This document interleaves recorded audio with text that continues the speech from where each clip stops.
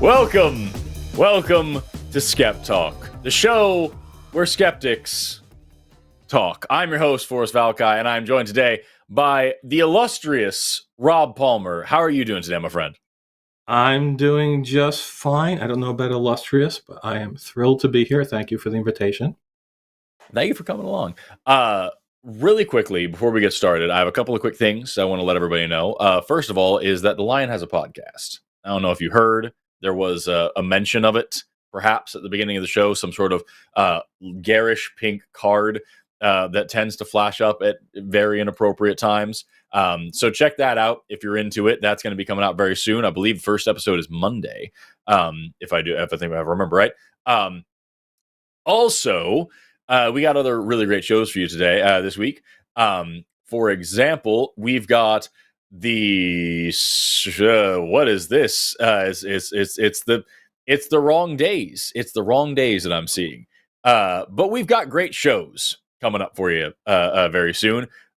We've got the Sunday show, which, if I'm reading this right, is with Jimmy Snow and Matt. Is this the right day? Because that says the 10th, and it's past the 10th now. I don't know what I'm seeing. But we got the Sunday show coming up. We got the Sunday show after dark after that. And then we got SkepTalk. After this, we've got Chewed Gum.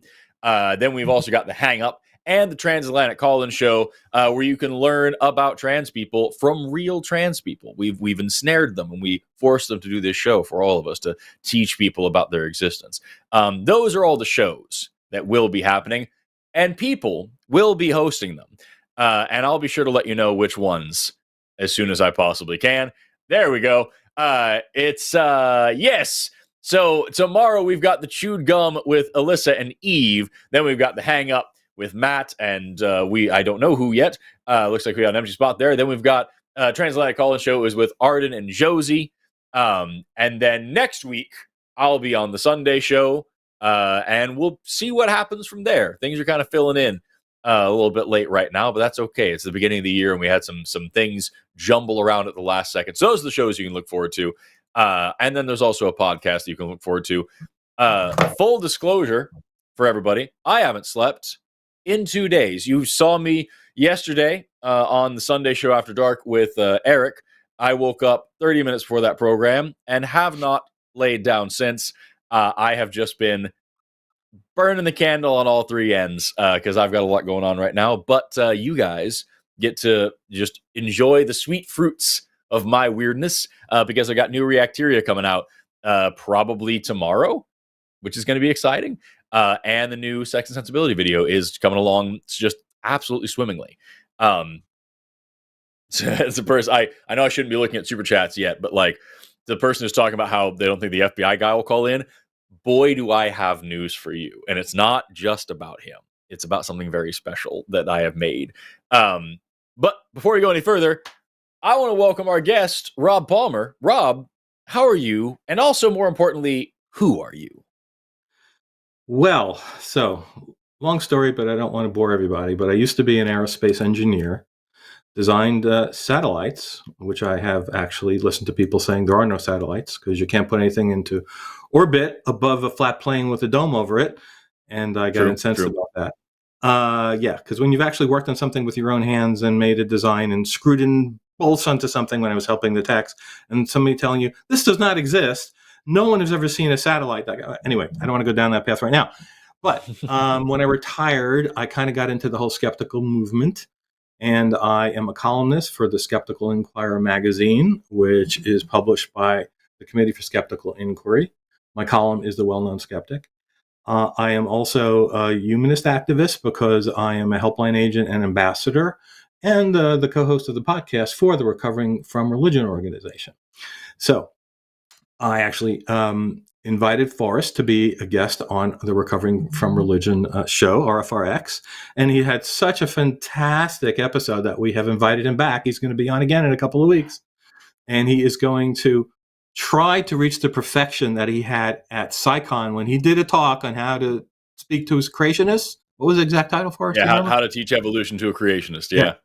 I swear, the people at conferences don't usually stand and applaud but a lot of people gave Forrest a standing ovation, and it was amazing. So so he's going to come and do a longer version of that talk on the Recovering from Religion show, which is every Monday, the same day as today, and it's at 8 o'clock Eastern time. And if you can't catch it live because you're watching this, we record them and they're on our YouTube channel, Recovering from Religion.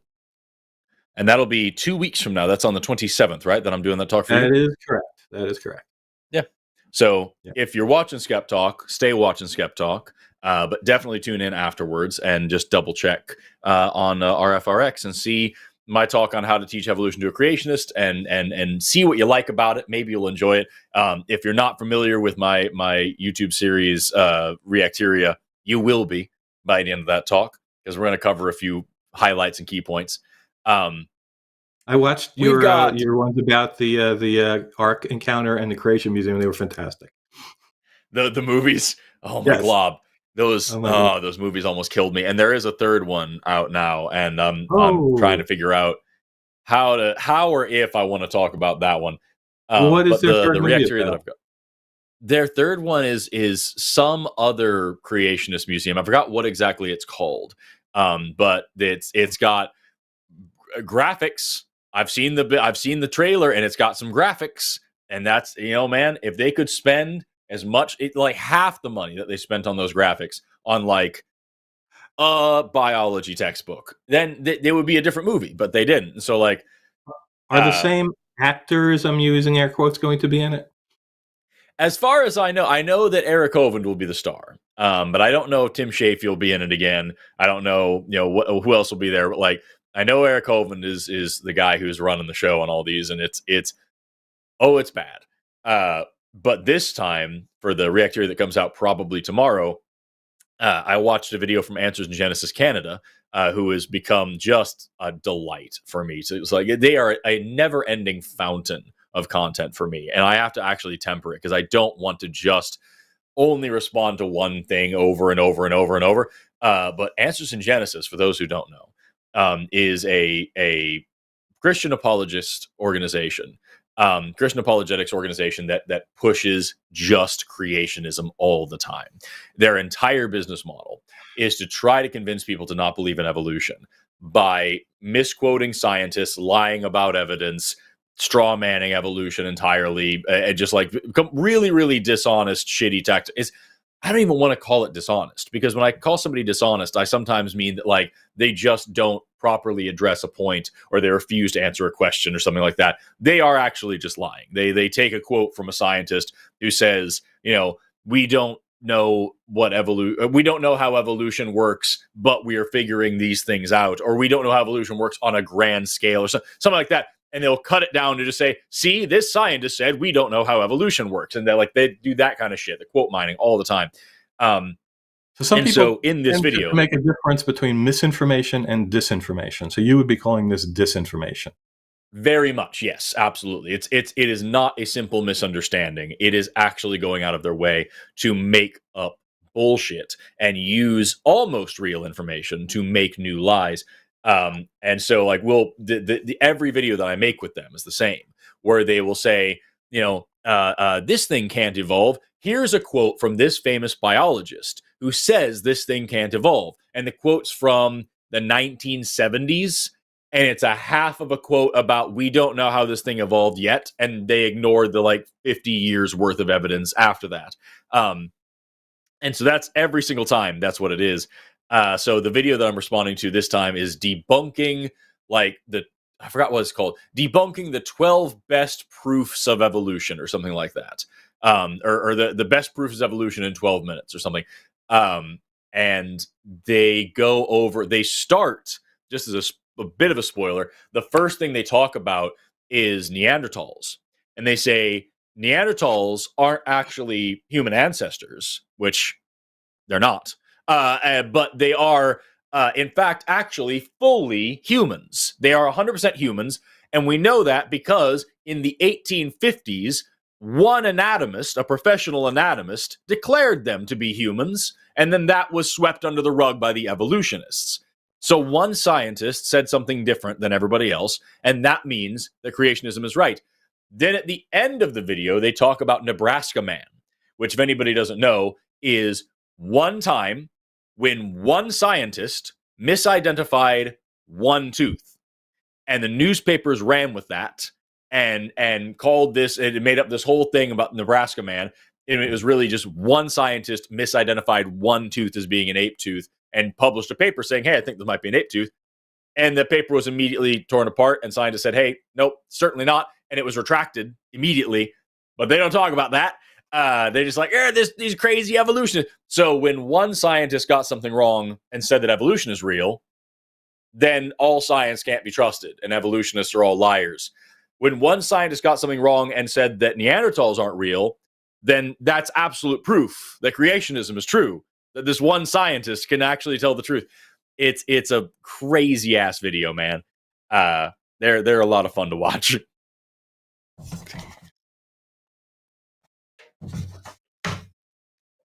You also, before we get started, you had mentioned that there was something particular that, like, I usually start the show by reminding people that, like, we've got a bunch of lines open for all sorts of believers of all sorts of kinds. If you are a theist, or if you believe in ghosts or magic or angels or demons or supernatural things of any kind, we have lines open for you. Also, if you are a science denier, if you are a flat earther or an anti-vaxxer or a transphobe or a creationist, or a chemtrail believer, or a climate change denier, we have lines open for you as well. But Rob, there was one thing in particular that you were talking about as well that you were hoping that we get a call about. Yeah, and it didn't make it to the YouTube promo. It says aliens, UFOs, and ghosts, which are fine. But yeah, and UFOs have been at the forefront because of all the I think 3 years in a row congressional hearings about the this, the people who believe this stuff. Disclosure is going to happen any day now. Well, that's been happening for 50 years actually. But this is it. We're going to find the secret that the government's been covering up. So UFOs, aliens for sure. Right. But the thing that got left off, and I really would like callers about, is to tell me why you believe psychics and mediums are for real. Because I have been involved for a long time with people who investigate these. I have been involved with sting operations. I was involved with an international project called the Great Australian Psychic Prediction Project. It's a mouthful, but you could look that up on Google, where we looked at the claims of hundreds and hundreds of psychics over multiple decades, and we analyzed how accurate they were and, came to the conclusion, not very, and that kind of a thing. So I would love calls from people who still believe in psychics and or mediums. Yeah, it's to completely backtrack on what you just said. We're talking about the alien hearings that are over and over. Wasn't the last one, everyone's talking about aliens in the ocean and all this stuff. Wasn't that actually that the people were just saying there's UFOs or UAPs, and Lauren fucking Boebert stood up and was like, aren't they in the oceans? And the people were like, no, what are you talking about? What? And that's now the clip of her saying they're in the oceans. That's the thing that's gone viral, and everybody's saying there's aliens in the oceans. I actually did not see, I heard that she said that. I did not see the clip. I don't know what the context was. Maybe it was in a hearing. But it has been amazing what people in congressional hearings have said. I think it was 2 years ago, there was a representative who was grilling, the people in the government about UFOs. And he basically said that the aliens had the ability to disable our nuclear missiles, and why aren't we worried about that? And the person who was questioning, what are you talking about? They were interviewing people who had been working on a committee to investigate the latest claims, and he goes, we don't have any information on that. And then it turns out this is from, like, it happened in 1967, I think, 65, 67-ish. It was a claim that was made 30 years after that incident in a book by a UFO believer. And then if you go back and research it, it's all bullshit. I mean, the missiles, the 10 ICBMs glitched for something like 40 seconds when they went from basic power to standby power because there was a power grid outage. And the connection with the UFO was the guy wrote in his book. And at the same time, there was a UFO hovering over the building. No, if you go back in time and look at the newspapers at the time, 2 weeks later, somebody made a report in the town nearby of a UFO. No temporal connection or physical connection. This guy's memory was probably bad. He put it in the book, and now it gets to congressmen saying it like it's a fact. You need to investigate why these aliens can shut off our nuclear missiles. It's rough. It's very rough. It's especially rough when you see like the science illiteracy and tech illiteracy. You know, we're I think it was Carl Sagan was talking about that. We are in a society that is like exponentially increasingly dependent on science and technology, with a population that understands less and less and less about science and technology, and especially a government that understands less and less about science and technology. Listening to these fucking hearings about TikTok, like, oh my glob, dude, they have just really cemented the horror in my mind when you have these freaking people running the country. Like, does TikTok access the Wi-Fi? Can TikTok control my home appliances through my Wi-Fi? It's just these people who very clearly have no idea what an app is or how a phone works. Like, what? How can TikTok scan children's faces to measure the dilation of their pupils to create better content for them? We don't do any of that. Well, then how do you do it? We don't. God. When those hearings were going on, back to UFOs, sort of, there was a hearing, and I don't know if it was at the hearing or just she was on some podcast with a Christian podcaster. But Marjorie Taylor Greene, the representative from Georgia, said that the UAPs are demons. Connecting religion and paranormal stuff. You know what, though? Why the fuck not, right? We've got already lines are filling up. We could talk about this all freaking day. We already got lines filling up, and I want to make sure that we don't have it completely jammed up. So I'm gonna start in right away with Kyle. Oh, I should ask you. You're ready to get started, right? Yeah, that's what I'm here for. Let's go. Okay, cool. We got Kyle from Creeping Aardvarks, who is a theist who wants to ask about the tunnel of light at near-death experiences. Kyle, you are on the line with Rob and Forrest. How are you doing today? Kyle, can you hear us? Oh, don't start our show off by not being there. Kyle, we counted on you. We needed you. Kyle, if you are calling in through the web caller, make sure to tap your phone to wake it up. It doesn't say that you are, but just in case. We're going to give you like 3 more seconds, Kyle, and then we're going to put you back in the queue. We won't hang up on you. We're going to put you back on the queue, and we're going to try again next time, Kyle. We're going to come back to you here in just a minute. Instead, we're going to talk to Noah, pronouns he, him, calling in from Tiny Nipples, who wants to talk about the fallacy of the argument from design. Noah, you are on the line with Rob and Forrest. How are you doing today? Noah, can you hear us? Oh, no. Oh, my God. Hey, there you are. Okay. Oh, I thought we were going to have 2 back-to-back that we just lost the calls. Noah, how are you today? I'm good. How are you guys? Doing good. Never had a bad day. So the thing that I've got here on the call screen is you say that what is the fallacy in the argument from design? Is that correct? Yeah. So I understand painting requires a painter, building requires a builder, but you have to demonstrate that it is in fact a painting / building. So my question is, how do we go about demonstrating the design / what are the tenets of demonstrating design, if that makes sense? Sure. Before we get there, really quick, it says here the last time you called as an atheist. What's going on with that? Why are you calling as a theist now? Yeah, so I'll try not to ramble, just keep it brief. A la Jordan Peterson, he said it either in his debate with Matt Dillahunty or with Sam Harris, but he said that he acts as if there is a God. So I guess that's where I fall down. Maybe you can correct me whether that makes me a theist or an atheist. I mean, do you believe there's a God? Yeah, why would you act like there was one if you didn't believe there was one? I think my answer would be the same. Also, why would you listen to anything Jordan Peterson says, ever? I've heard that's a slippery slope, and maybe have some caution with that. I guess my answer would be I hope that there is a God. I hope that there is an afterlife. I hope that there is something after the material world that we experience. I guess that's my short answer. Okay, so we'll get to that in a minute. First of all, let's talk about the thing you called in about. which is, how can we tell if something is designed? The reason why we can tell that things like paintings and whatnot are designed is that we don't find them in nature, and we actually understand the design process behind them. We understand a little bit about that and how these things are made and how they are made specifically by humans. That's kind of just like we actually understand the process, and we understand that there is no such thing as this anywhere else. When we look at the biological world, or at least just the natural world in general, we don't have a comparison like that between the natural and the not natural for a body, for an animal, for an organism, for a planet, for a star, for whatever else to do that to. And we do know quite a bit of the processes that make those things, and they certainly aren't some intentional thing.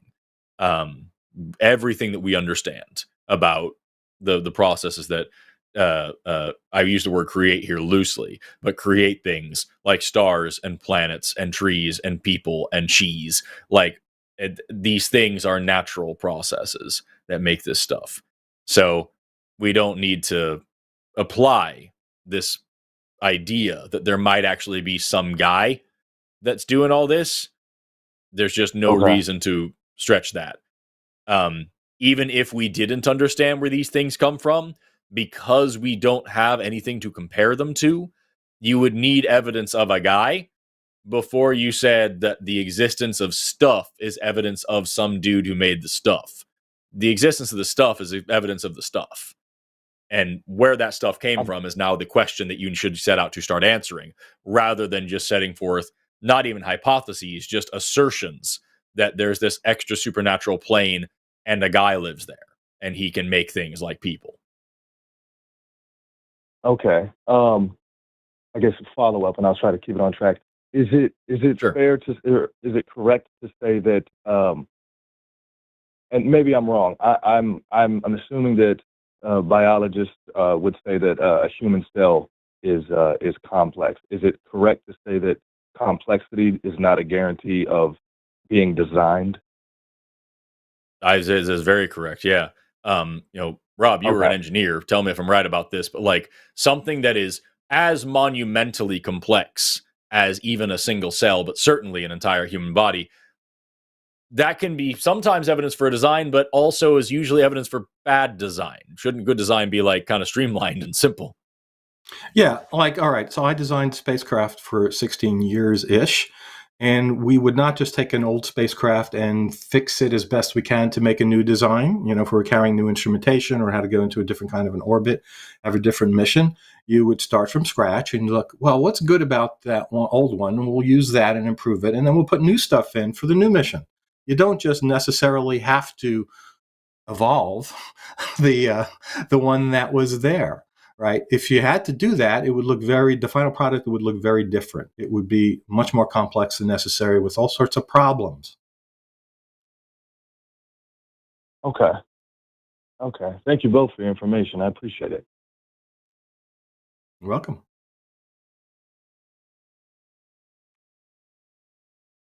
That's all I have for y'all today. Oh, I'm sorry. I was muted. I course, apologize. I was asking you a No, thing you and I didn't. was muted like an asshole. I was going to ask if you had any other questions. You were already answering that.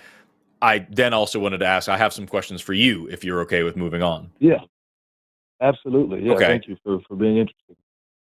Yeah, so you talked about how you would like for there to be a god. Which god in particular would you like for there to be, or do you not have a preference? Yeah, so I'll try not to ramble. I don't. When I say God, for me, I would, I guess, a better way to say it would be a creator. Now, everything we know about, science and evolution and so on tells us we don't have, at least as of this moment, we don't have enough evidence to concretely say there is, in fact, a creator, something created the world, something created life, so on and so on. I have no problem acknowledging that because that's where the evidence and the facts current to today, that's the conclusion that we're led to.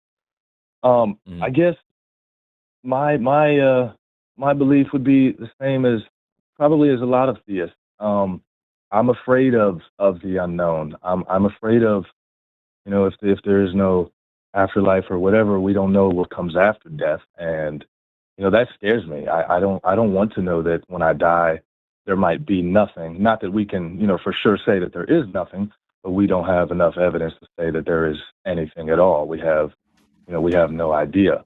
So when I say a la Jordan Peterson, yes, I've come to find he's intelligent until you actually know some stuff and you realize no, he's not all that smart. Not to disrespect him, just that's. We can disrespect him a little. The man uses pseudo-intellectual language and word salad to cover up the fact that he has some truly bigoted and stupid beliefs.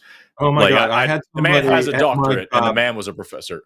Sorry, I had my guy at my job sent me a video, and this is like, I don't know, 6-7 years ago, I guess, when he first became famous. I'd never heard of the guy, and then he sent me to Jordan, and that was what I just wrote him back.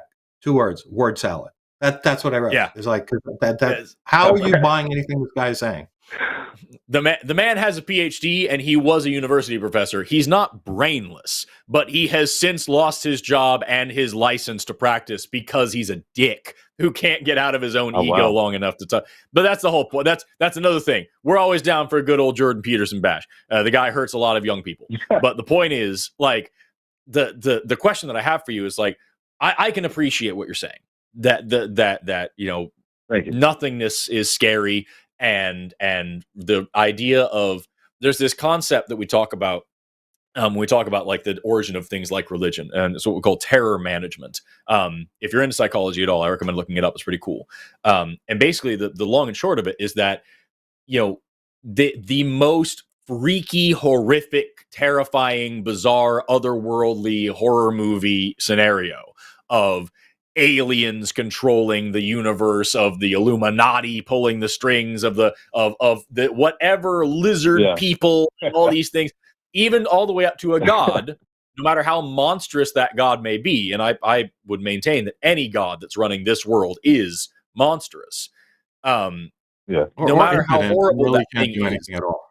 He could just be dumb as all fuck, but he's probably an asshole. And so the whole thing is like, no matter how horrible that situation is, it is monumentally less terrifying than the idea that nobody's in charge and that it actually is just chaos. Wow. And when you die, it all goes black.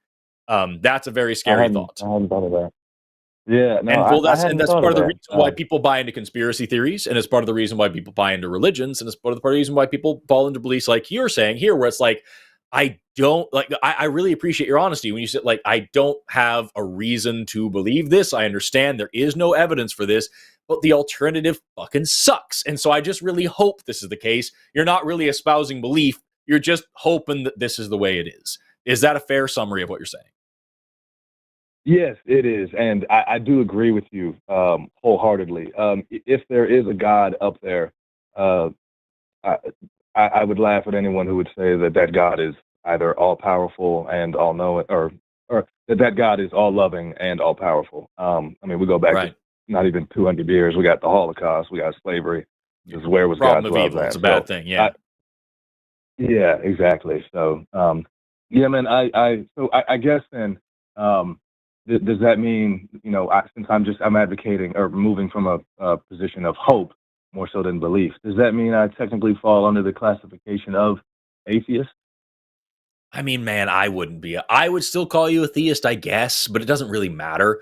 What matters to me more than anything is, like, I wonder, I worry for you that you are using this hope to justify inaction in your own life, and not the lack of fulfillment in your own life. Because when you live not with the certainty that there is no God, because certainty, saying that there absolutely for sure is no God, is no heaven, that's also a truth claim that would also require evidence. But if you just kind of live in the scenario of an atheist of saying, I don't know, I don't have a reason to believe that, I'm going to go ahead and assume that that's not the case until I have a good reason to say otherwise, you're then in this situation where you are taking this life very seriously, and you're living every day as best you can, and you're thinking about that very scary scenario of death and eternity and annihilation, and the fact that there will be a time where you will close your eyes and that very instant is the same thing as the rest of time, in the same way that the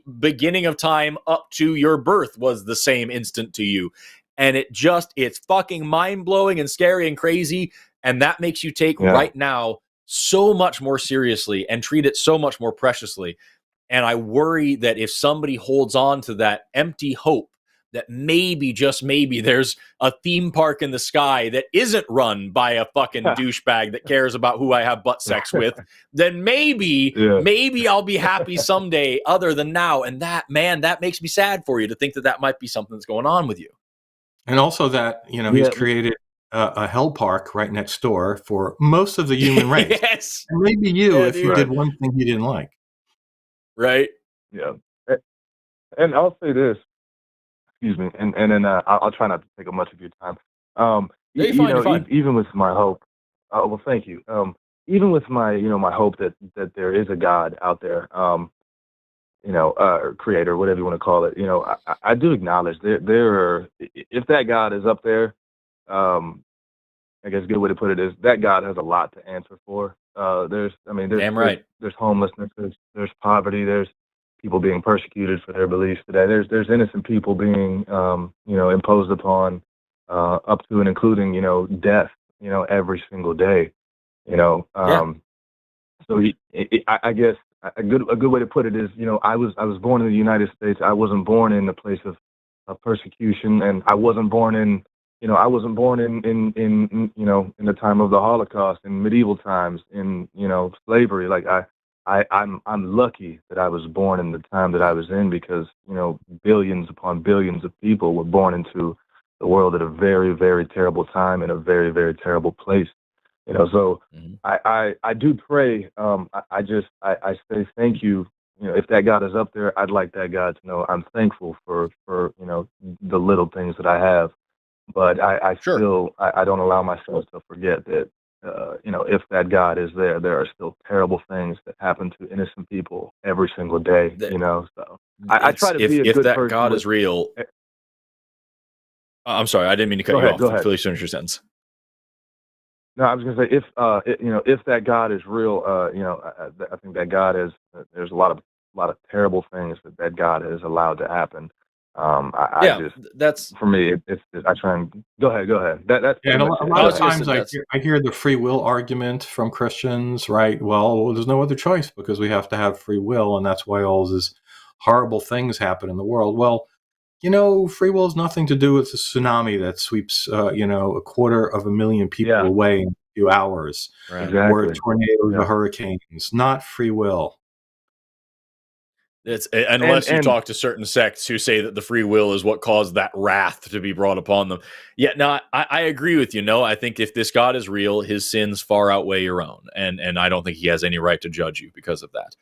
What I do also think you should take into account, and maybe you already have, is the old Bertrand Russell thing, that even if we could be for sure, we could be absolutely certain that there is one God out there, then every believer should still expect damnation by matter of probability alone. The amount of gods on offer, and the amount, even in Christianity, you're living here in the U.S., probably have some sort of a Christian framework or ideal to your God. Even within Christianity, there are over 40,000 denominations, many of which are incompatible with each other. So even if you went hardline, super duper Christian and really leaned in trying to make sure you were doing it right, there's 39,999 other flavors of Christian out there that are going to send you to hell anyway. So it's just, for me, it's just like, it's not worth my time to bank on it. And I feel like I am so much more free and so much more happy. Just like, hey, if there's that thing, fine, I guess I'll deal with the moral implications of that. I wouldn't want to go to a heaven that's run by a God that runs a world like this. I wouldn't want to play by its rules. I don't know what hell is, but fuck, man, it seems like all the cool people are going there. All I know for sure is that this is the life that I have, and I'm not going to waste my time hoping and worrying about something that, I can guarantee at the absolute least I will have no experience of. It's like the old in what Socrates said in the Apology right before he was when he was sentenced to death, and people asked, is he afraid of death? And he said, no, I'm not afraid, because if there is an afterlife, then I'm going to spend the rest of eternity demanding answers of all the great heroes of history and quizzing them and questioning them and learning and all these things. And if there isn't, then quite frankly, I could use the rest. And so it's I'm not going to use this moment, the moment that I know I have, stressing about that, because the best case scenario is that I have serious moral questions later. And the more likely scenario, the worst case scenario, is that I don't have any, I won't even know I'm experiencing the nothing. It doesn't matter. That's kind of my hang up with it. And maybe we see that differently. But that's like I said, that's my biggest fear for you, is that you seem like an honest guy and you seem reasonable about all this. And I really appreciate the alacrity with which you're explaining where you're coming from. I just want to make sure that you're not allowing that trap of hope to get you so caught up in this thing that you're then missing out on any part of your real, for sure, actual life, in hopes that there will be something later that takes this away from you. You know what I mean? No, definitely, and I appreciate that. And I was going to speak to your point about Christianity. Yes, I was raised Christian. I've since let that go. I'm just not going to carry any sentiment to you, but thank God that I let that go. I've watched. I'm a huge fan of Matt Dillahunty, and I've watched him. He's destroyed Christianity only a billion times, and it's just like, there's so many. I mean, among other religions, but Christianity makes so many claims about the world and God, and that have either yet to be verified or have been proven complete lies. And there's, I agree. I'm pretty sure you both would agree that if the God of the Bible is real, that God is an absolute monster. Absolutely. So, and it was very frustrating for me when I started watching, you guys and Matt Dillahunty, and I was like, oh shit, he's making perfect sense. What the fuck? I've wasted 21 years of my life believing complete nonsense, and turns out nonsense. I'm a better person than this God. So, damn right you are. I don't think you wasted your life. You had a very common experience. Do you know about recovering from religion? So actually, I just saw in some of the chats, I heard about that website not too long ago, and I saw that, Rob, you are in fact an advocate or an owner of that website. Is that correct? No. I'm a volunteer. It's an all-volunteer organization. I'm a helpline agent, so if you call their number, you might get me, and we can chat about some of this in more detail if you'd like, or you get one of my co-volunteers there. We also do a whole bunch of other things, which I don't want to spend the time here telling you directly, but there's a 3-minute video on the bottom of our homepage which lays it all out clearly. And I know that because I produced it. It's called RFR What We Do. 3 minutes, it'll tell you everything we do, one of which is to have a weekly show, which you're welcome also to join. Awesome. Okay. Yeah, I appreciate that, man. Thank you. Yeah, I've got like a bunch of things that I know I need to do with my, I guess for lack of better terms, philosophical, spiritual journey or whatever. And that was one of the things I put on there. I do have one last question. I know I'm bouncing around, and then I'll let you guys go. Now, go for it, man. Forrest, I know you've heard this question before. Rob, forgive me. I'm not as familiar with you, but I'm sure you have probably heard it before. Nobody is. Nobody knows me as well as they know Forrest. Okay. Well, so, and I know it's been answered. I haven't really delved into it to have an understanding of how it works. But I believe that evolution is a fact. It's, well, belief or not belief, it's been proven to be a fact. For sure. The question that I've seen, and that I am curious because I do want to know how it works. If we all share the common genetic ancestor, and life forms transition over time, I guess, well, at first glance, my question is, why are there no transitional skeletons? But I guess the better question is, have there been transitional skeletons that have been discovered, but have been covered up or haven't been, advertised to the masses or whatever? Right. So there have absolutely been transitional forms, so to speak. They have absolutely not been covered up or hidden. So like, say, for example, one of the more famous ones is Archaeopteryx. Archaeopteryx is this, beautiful transition between a reptile and a bird. And so you have this creature that lived, I believe, 60-something, 70-something million years ago. I can't remember off the top of my head. But what I can tell you about it is it's longer than that. It was quite a bit longer. Yeah. Well, I know it was longer, but I don't want to say too. Hold on, it just went. Give me a second. God damn it.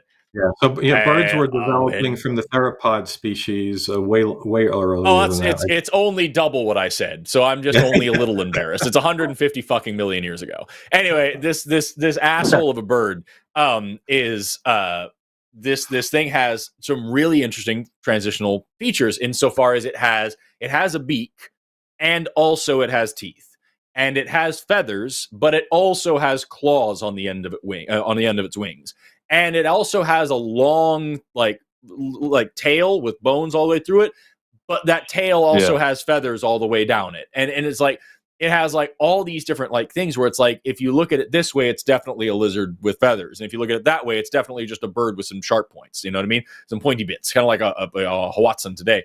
And so like you look at this thing and you have to recognize a couple of facts. Number one, it is not the ancestor of all birds.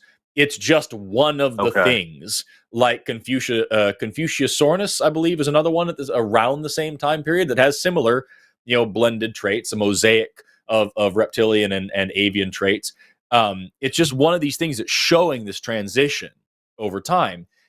And it also, like, it's just a snapshot of this flow. It's not like you have this creature that's this, so to speak, this crocoduck, right? This perfect in the middle between these things. It's just a snapshot of this evolutionary history. And so what ends up happening is creationists will then take that and say, either no, this is just a bird, or this is just a reptile, and there's no in between here. The exact same way that they look at human fossils. They'll look at fossils of human evolution where we see clear transition from, quadrupeds up to bipeds, where we see transitions of bigger and bigger brains, where we see transitions of, all sorts of different things, of hominin-specific adaptations, especially over the past, like 2 to 5 million years. We see these big transitions, and these creationists will come in and say, no. This is just a human, or this is just an ape. The problem is humans are apes. And the problem is when you say this is just a bird or just a reptile, birds are fucking reptiles. You can't evolve your way out of a clade. And so that's what happens with it, is that, like, you talk about Tiktaalik, which is this beautiful like fish that is becoming a tetrapod. It's this amazing transition of this, what we call a sarcopterygian fish. Sarcopterygian literally means fleshy wings, which is a horrible word, but what it means is that its fins have these really thick bones in them, so this thing can push itself along the bottom of the water and even up out of the water a little bit, and it's got nostrils up in the top of its head for grabbing some extra air and stuff, and you have this amazing transition from fish from an aquatic animal to a land animal. And it's right at the time that we expect to see it, and it's right in the place that we expect to see it. And you have creationists coming along saying, no, this is absolutely just a fish, or this is absolutely just a salamander, or this is absolutely just and it cannot possibly be in the middle. And then because they have, like, we had two gaps, we had fish swimming things and then non-swimming things, and we had this big gap in the middle, and they're like, look at this big gap. Where's the gap in the fossil record? Where do you fill this gap in? And so we find the fucking thing in the middle. And they say, well, now there's two gaps. Look at these gaps. And then we find two more things. And they're like, look, there's all these gaps in the fossil record, all these things. It's just a bullshit talking point that creationists do. There is no such thing as a missing link. Every single species is a transitional species. And what we're really talking about is changes between, like, big taxa. And we find those things all the time. So yeah, we do find transitional forms. Creationists just like to pretend like they can cram them into the same dumbass boxes that they cram everything else into, and then they pretend that the word kind means anything, and everybody's in for a bad time when that happens. I love when the description of this sort comes up, and we're talking about how whales emerge from land animals, and creationists will deny that. I've seen a lot of talks. Well, just deny. We have evidence for this and this. You show it to them. No, that's for something else. That leg bone is not from a leg bone. They just make stuff up. Yeah. That's another. It's a huge one. Like whales, dude. Whale evolution is one of the most, like, really, honestly, just you can just fucking line the fossils up in a straight line and see the transition with your own eyes. You can see their hind legs reducing over time, to the point where they just have a very rudimentary little pelvis. Some of them have a femur and a tibia, and a couple of species have a fibula as well. Tiny, tiny little, very vestigial, very rudimentary leg bones. Okay. You get to see the nasal aperture, which is the hole in your skull with your nose in front of it and your sinuses behind it, and your airways back. And this nasal aperture slides along their snout up to the back of their head, separating their nasopharynx from their oropharynx. There's different parts of the back of the throat. There's something to do with a very specific design of the inner ear structure. That's I hate the use of the word design there, but yeah. So like you've got this thing, so in the auditory bulla, the bone housing of the inner ear, you've got this one particular wall which has a thickening of the bone called an involucrum, and we look at the cetacean lineage. Cetaceans are whales, porpoises, dolphins, and all these things.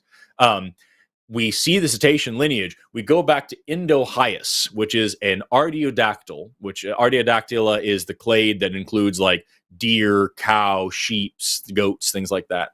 You have these artiodactyl guy living, walking along land. This almost semi-aquatic deer guy has this involucrum, and then Pakicetus has this involucrum, and Ambulocetus has this involucrum, and Durodon has this involucrum, and Rhodocetus and Georgocetus, and like every single whale, fossil and living, has this involucrum, and literally no other species, fossil or living, has this fucking thing. This is what we call a homologous structure. It's this thing, this trait, this structure that is unique to this clade and shared amongst this clade. And so we see all the ancestors of whales have this one exact kind of bone, this one very specific thing, leading all the way back to a terrestrial creature.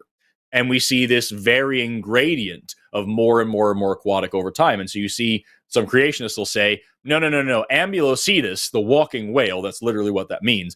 This thing was very clearly just a land animal. Okay, the things before it were also more land animals, and the things after it were increasingly sea animals, and we have the exact same bone structures going through them. And we also, when we look in the fossil record, when we look in this geological strata, they're in fucking order.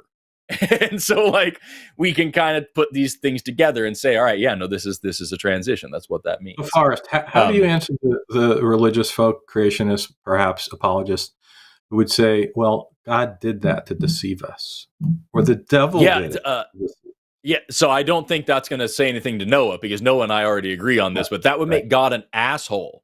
And like if the devil did it, then God is still an asshole for letting the devil do it. It's terrible.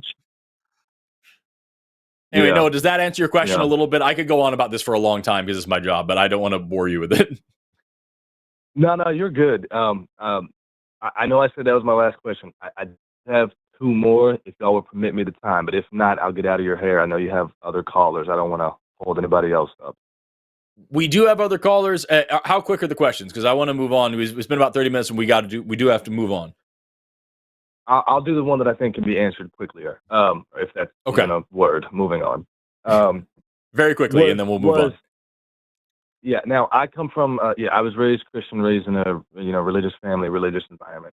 Have either of the two of you? Did you ever come to a point when you were like, wait a minute, religion and whatever, this is full of lies, whatever. Did you have to like explain, your views to immediate family members, immediate friends, or whatever? And if you did, what would your advice be to someone who might have to do that? Because I know that at some point I'm gonna have to have like a talk with family, because they try and shove this down my throat every now and then, and it's like, this is a common theme for people calling recovering from religion. Noah, I would highly recommend that. We actually have resources to point people to in this realm, and also we have support groups where people talk about that kind of a thing. It's kind of a complex issue. For sure. I'll definitely do that then. Thank you so much, Rob. Yeah. And Noah, please do call back next time I'm on. If you have more questions about evolution or science or anything like that, I'd love to answer them. Like I said, we're out of time on this call, but I've loved talking to you, and I would love to talk to you again if you ever see me. I host usually every Sunday. So if you have other evolution questions especially, feel free to call back anytime. I definitely will. Thank you guys for your time. I truly hope that you guys achieve everything that you're trying to do with whatever your career paths are. Thank you guys so much for what you do. I appreciate it. Well, thank you so much. Bye. You take care. I'm going to be real honest with you. I expected Noah to be a troll call. When it said that he Really? called in as an atheist last time and then a theist this time, I thought he was fucking with us. And I was Oh, so I don't have prepared to access just to hang the up on list. him. I didn't know any of that. Oh, interesting. Oh, no. Dude surprised me by being nice as fuck. So that was great. Thank you very much, Noah. Yeah, Way to start the show off. It was like a slightly different version of the call that is probably one of the most common calls we get in recovering from religion, which is people having stepped away. Maybe they don't believe the details of their holy book anymore. Frankly, mostly it's the Bible because, hey, most people are Christians who call us. But they still worry, what if I'm going to hell? Like, what if that is real? What if the afterlife is real? And it's not so much the sorrow about the heaven. I'm sure that's there, but it's mostly the fear that, especially in fundamental Christianity, that you've been indoctrinated with through hell houses and the like, that you're freaking going to hell by stepping away, that the devil made you do this, essentially. And that's a hard thing. Some people have a long road to get through that.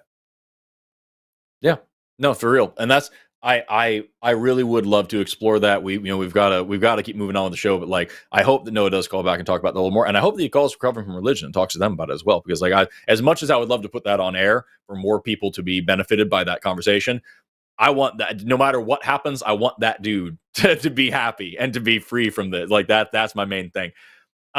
We've got lines completely full. So we're like, the second we drop, like the second Noah was gone, somebody immediately filled up. So we're going to jump right into the next one. I don't know anything about this since I've not been here before. How many lines are there? How does this work? Usually we have 6 open at a time. Wow.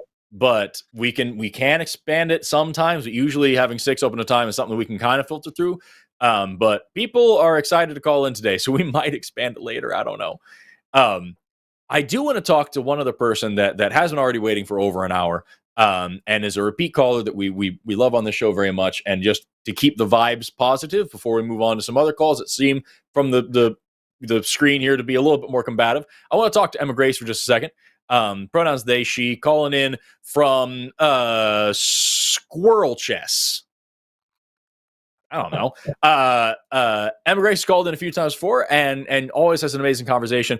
What she's got listened here is wondering what separating intersection of Western thought, Christian hegemony, and colonialism from previous empires, which utilize religion as coercive politics. Just a lot there. Emma Grace, you were on the line, Forrest and Rob. How are you doing today? I'm doing all right. How are y'all? Never had a bad day. Having some fun so far. I got my skeptic shirt on, and I have to explore that never having a bad day with you sometime in the future. It's a lot of fun. I find that hard to believe. Maybe you haven't lived long enough to have a bad day, but I still find that hard. You don't know. You don't know. Emma Grace, tell us what you're calling in about, because we always love hearing your perspectives on things and just kind of seeing like how your journey's going. Yeah. So my question on this is like how throughout history humans have often had imperial regimes and like authoritarian ethno-states be like syncretic with religion, like the Rashidun to Abbasid Caliphate or the Hellenistic pantheon stuff. Harm hasn't like always been done in equal measure, but I want skeptical humanist perspectives. Like, do you think the problem of Christo-fascism is too enmeshed within our Western interests, like resource extraction and exploitation, and that it's like the absolute worst, or is this like a declinism bias that I should work through? That's a great, holy fuck, that's a good question. So it's tough because like there's definitely, when we look at the way that Western cultures exploit, especially like people in the global South, and just Africa in general, right? When we look at these things, it definitely has that air of like of that very much manifest destiny kind of feeling to it. You know what I mean? Like they are doing this because they feel that they have the God-given right to do this, no matter what human beings get in the way. because they're not technically human beings because they're not civilized enough yet. That same kind of vibe. I don't know enough about the culture of that kind of thinking to definitively say that that's something that's like intrinsically linked or like that you can really draw a connection to. I can say that they behave very similarly, and I can say that the culture having that root seems that way, but I would be lying if I said that I was like very, very confident that that is absolutely the only solid thread, or if it doesn't also take root in, like, I would draw that to capitalism quite a bit as well, and that's much more of a modern invention than Christianity. Yeah, I want to try to unravel what are more social biases for better solidarity with people. And it keeps me very skeptical, like the capitalism of the motivations and the history and a lot of things. So I'm just like always kind of asking myself what things are influencing what in these situations, and like what motivations do these people have. You and Promise had me reading Christopher Hitchens, and so that was like, I was thinking through a lot more historical stuff than stuff I studied. It's a crazy way. It's a crazy way to look at it, and like that's really when you put it in that framework. So in my arc theory class, we've talked about like archaeology and anthropology before, and in my arc theory class, I remember the way that they defined the word theory was putting facts in order. And I love that. I still use that definition all the time for all sorts of science because I love it. Because, like, when you put the exact same facts of the impact of religion and that mindset and all these things in a certain order, absolutely, you can take Hitchens style thinking and draw that out to, yeah, these people felt like they had this God-given right to this land, to these resources, to these people's bodies, and they exerted that right. And you can put that exact same fact in a slightly different order and make a Marxist narrative where it's actually about class struggle, and power struggle. And you can blend those two, as I do, and say, no, actually, this is a deeper power play that has more to do with intergroup discrimination and more to do with evolutionary trait of othering. And you have the superiority complex that comes with the religion, and you have the entitlement that comes with capitalism tied into the tribalism that comes with our neurobiology, our neuroendocrinology as a species, of what oxytocin does to us in our brains and makes us vehemently hate anybody wearing a different jersey because they are wearing a different jersey. Like, those blended together is really what creates the evil that we see, not just today, but also throughout history. No matter what, when people are allowed to get away with it, this is the way that they behave in some measure or another. So yeah, I think like what you're talking about makes perfect sense. I think that definitely that kind of Christofascism plays a major part into it.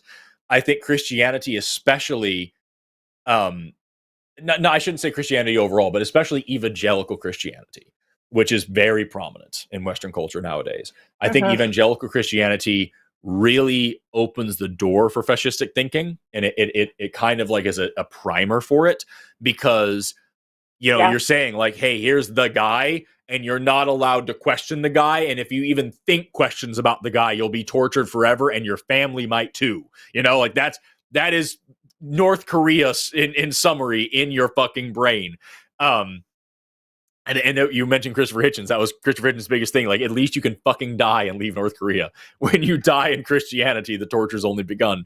So yeah, I think like everything you're saying definitely has relation.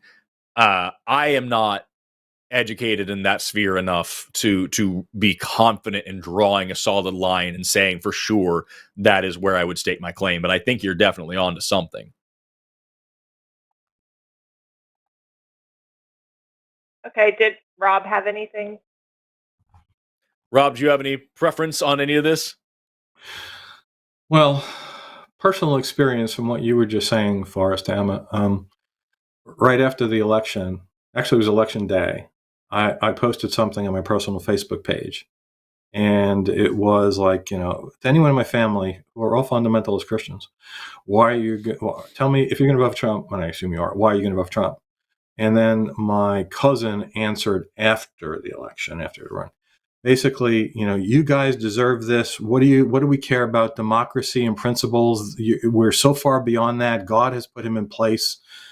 God has put Trump here. God bless America. Yep. So anything he wants to do, they can't complain about because, like, God put him there.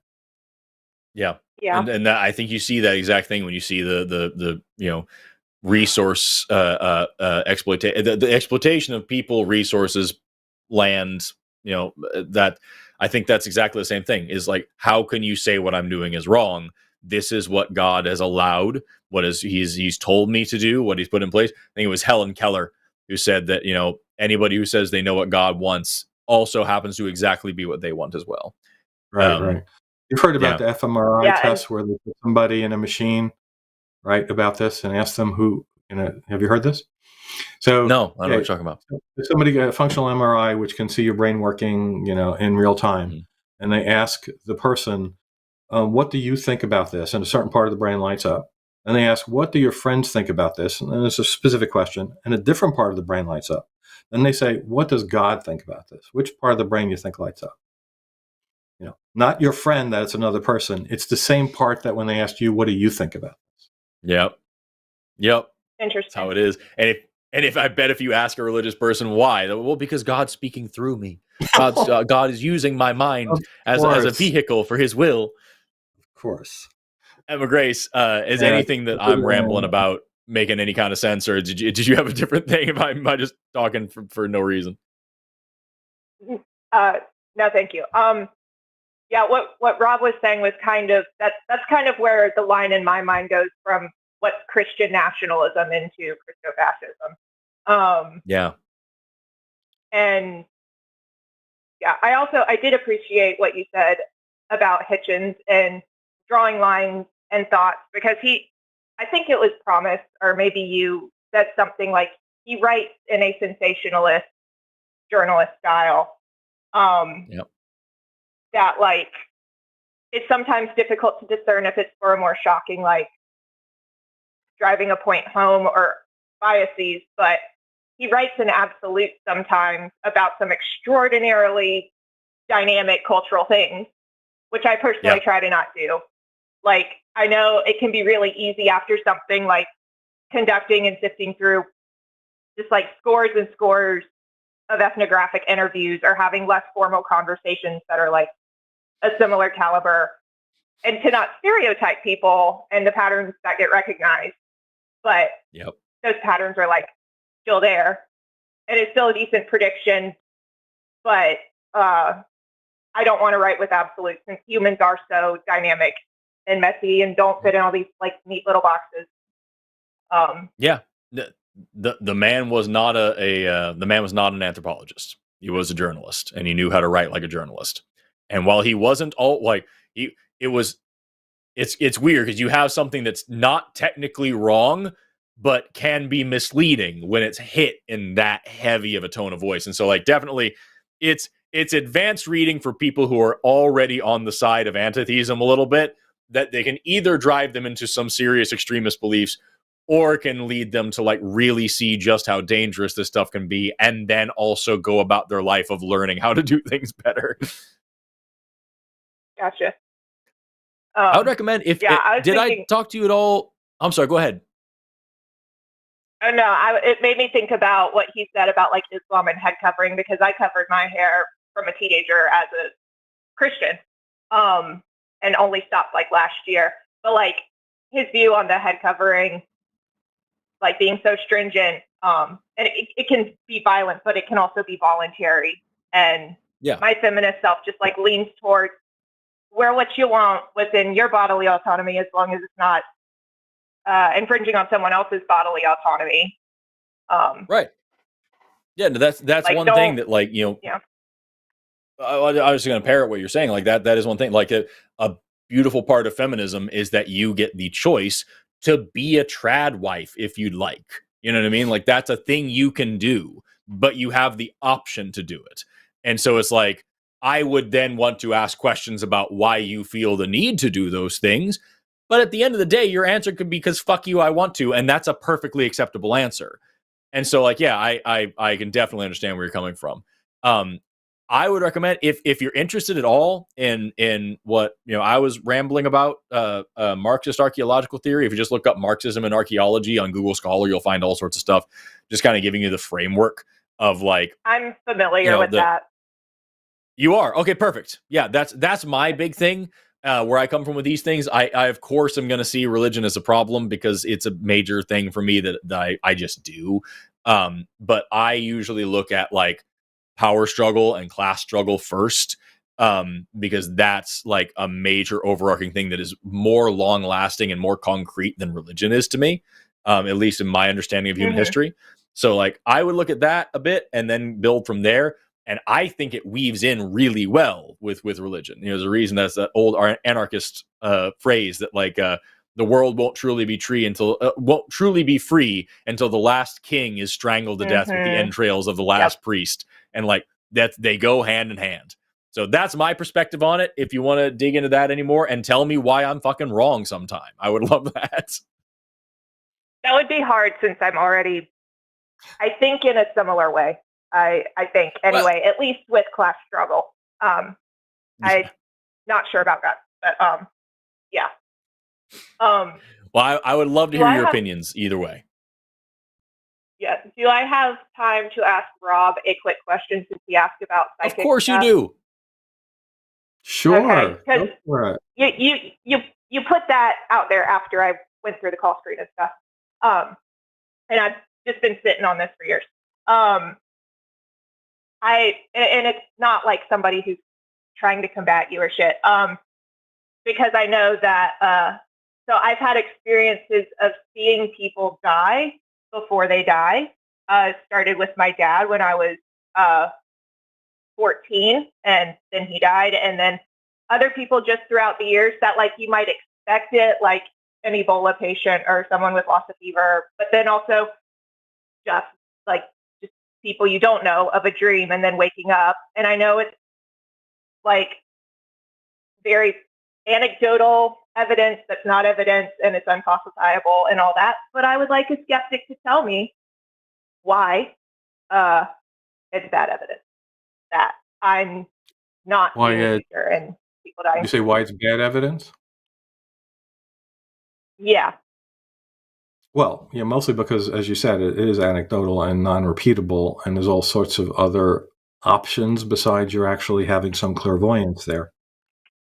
So, one of the reasons would be the law of large numbers. There's 9 billion people on planet Earth, and it would be really preposterous to think none of them had dreams like that come true. And if you're the person that they come true for, it will seem miraculous and it's superpowers. But happens all the time. People, less than knowing someone's going to die or whatever, the phone's going to ring and it's my Aunt Alice, and then it happens. This must happen millions of times a day, but if you're the person it happens to, it seems like there's something miraculous there. Then there's the other part of it, which people don't like to hear this, but I've done talks on critical thinking and the problematic nature of the human mind, right? Whatever we think we remember, you're probably not remembering it exactly right. And the longer it is from the actual incident it happened, the less likely you're remembering it exactly the way it happened. Our mind puts together stories to make everything fit together in a nice coherent pattern. Quite astounding. People think that that's not true. Two of the most common phrases are, I know what I saw and I know what I remember. And both of those are wrong in all likelihood. So, and people don't want to accept that. They think that they're remembering exactly right. But whatever you remember about these things might not be exactly correct. And your brain may have filled it in to be more positive than it actually was at the time. Right? That's another explanation. And, there are other ways of looking at this, all rather than it's a psychic phenomenon of some sort that science hasn't figured out yet. Because, in reality, any of these kinds of things that can be tested, that have been tested, never prove to be true. Yeah. That sounds like a lot of stuff I've read, but it helps to like have someone who that's what they do, debunking stuff, also validate that. Yeah, I mean, I'm not a direct member of this part of the organization, but the same people that I write the magazine for and have done talks at the conference, they also have a group called the IIG, the Independent Investigations Group, and they have been around for a very long time, decades, and they have a $500,000, $500,000 U.S. prize for anyone who could prove any paranormal ability. And no one has ever come close to collecting. And before that, there was a James Randi $1 million prize before that got retired. Again, there for decades, and there are other prizes around the world. And no matter what what paranormal thing you can claim, nobody has ever proved it in testable circumstances. So it's just more likely that these sorts of things are things that our brains do to us that makes us think that they're more real than they were, than it's a paranormal thing. Yeah. Okay. Thank you. Well, you're quite welcome. Take care. Emma Grace, you're freaking awesome. I really appreciate you calling in. I love every time you call, so feel free to call back anytime. All right. I hope y'all have a good night and that you get sleep tonight. Yeah, I'll figure it out. I'll see what happens. I don't know. Take care, Emma Grace. They are just an awesome person, and I love when they call. That's nice that you get repeat calling. Oh yeah. Really quickly, also, I'm trying to see if I can just pull it up here. I got an email during that call, and I was checking it to see what it said, and I'd like to pull it up here. Kyle sent me an email. The first caller that we couldn't hear just sent me an email through my website and said, "Hey, I was first caller you couldn't hear today. The question was about evolution, actually, in relation to the light at the end of the tunnel that some people see when they die. It's the brain death, hypoxia that he believes is called. Yes, hypoxia means lack of oxygen. And he goes on to ask, why would a trait like this evolve? I learned in biology that evolutionary pressure doesn't really exist for elderly individuals in a population. There's no incentive for evolution to prevent your thymus from returning to fat when you get old. Yeah. Why would a trait like the light at the end of the tunnel thing?" And he goes on to ask, it's like the thing you have to remember here is that this is not an evolved trait. It's just the thing that you see as you stop functioning, as your eyes are no longer like sending the signals properly. Your brain is not receiving the signals from your eyes properly. So like as your brain, it's a malfunction rather than something that was designed in for our survival, right? It's not a feature, it is a bug. And so like that's the thing, is like when you can think about it like when you turn off a television, you know, I mean, one of those old CRT TVs, and you get like the weird, like it goes dark around the edges and has a little blip in the middle. Very similar situation there. Nobody designed the TV to have that particular blip in the middle. That's just what happens when you turn off a cathode ray in that particular way. It makes that effect. And when the TV was on in the middle of the night, no one designed it so you would see static all night, because that's just physics. That's just a thing. And so what you have here is you have, this back part of your brain sending this signal, receiving the signal all the way from the other side of your fucking head, is not an essential part. And so as your brain is starving of oxygen and shutting down, it's going to reduce these superficial functions all the way down to the most basic things just to keep your organs functioning. And so as these things go away, you lose parts of your vision, starting with the least important parts, these peripheral parts, all the way down to the center parts, and you get less and less resolution and you get a light. And so this is a fantastic question, because a lot of people who are learning evolution, they have that every single thing, every possible thing must have an evolved function. It must have an evolutionary reason. There are things that we call spandrels. If you ever see archways in like a series of arches, and then there's like that little triangular piece between the arches. Well, why did they build in that triangular piece? They didn't. That triangular piece is there because there are two arches next to each other. The triangular piece is not a design. It's just there because the arches are there. And that triangular piece is called a spandrel. And spandrels are things that happen in evolution where you have, this isn't something that actually evolved for a reason. Something else happened and this is left. Like, for example, our chins, right? We have a chin, not because we needed a chin. for some great evolutionary purpose. It's because of the shape of our jaw, which is an evolution. And that is an adaptation of our jaw becoming reduced over the past, especially like 2.5 million years of evolution. And we end up with this thing called the chin. Why the fuck do we, what's the evolutionary purpose of a chin? There fucking isn't one. And so like, this is a spandrel. It's a leftover. It's not even a vestigial structure. It's just a thing that comes with the package. You know what I mean? So that's a fantastic question, Kyle. Was that? Is red hair a spandrel? I don't believe so. I think that's actually the product of sexual selection, if I remember correctly. But like, it's so rare. But I could be wrong about that. But I don't think that a spandrel would be applicable there. But Kyle, fantastic question. Thank you so much for sending me an email and following up with that. I really appreciate it. I hope you saw this. We've got several other callers on the line. That one line filled up fast. Unfortunately, every time a line is open, the people who keep getting muted in the comments and told to call in rather than spewing their bullshit in the comments never fucking call. I leave it up to you, amigo mio. Would you like to talk about a little more science, or would you like to talk about the Bible? We have calls for each. Science, please. Let's get one science. A science one it is. We'll go back to. Let's talk to Howard, calling in all the way from Spain. No pronouns given. Who wants to talk about climate change? Howard, you are on the line with Forrest and Rob. How are you doing today? I'm great, thanks. Thanks for having me on again. I appreciate you calling. You're crackling up a little bit there, so I'll let you know if that's a persistent problem. What I have here on the call screen is, why is it irrational to be skeptical about climate change? And that's some very particular wording. Is there anything you wanted to add to that? Because I will answer that specific question in a very different way than I would answer like any other phrasing of that question. I want to make sure I'm talking the right way and I'm not just talking past you. Sure.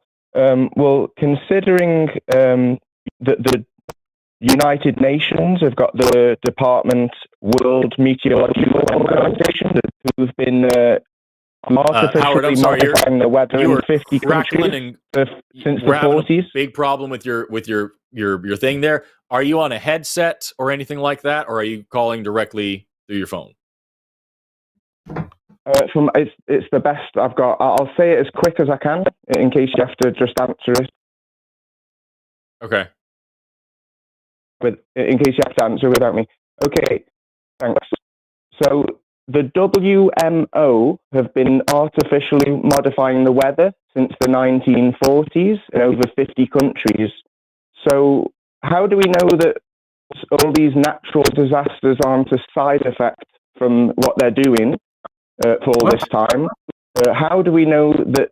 How do we know that they're? Why are they not helping stop the floods in Valencia? Why are they not helping put out the fires in California? So, are they incompetent? So could they be indirectly responsible?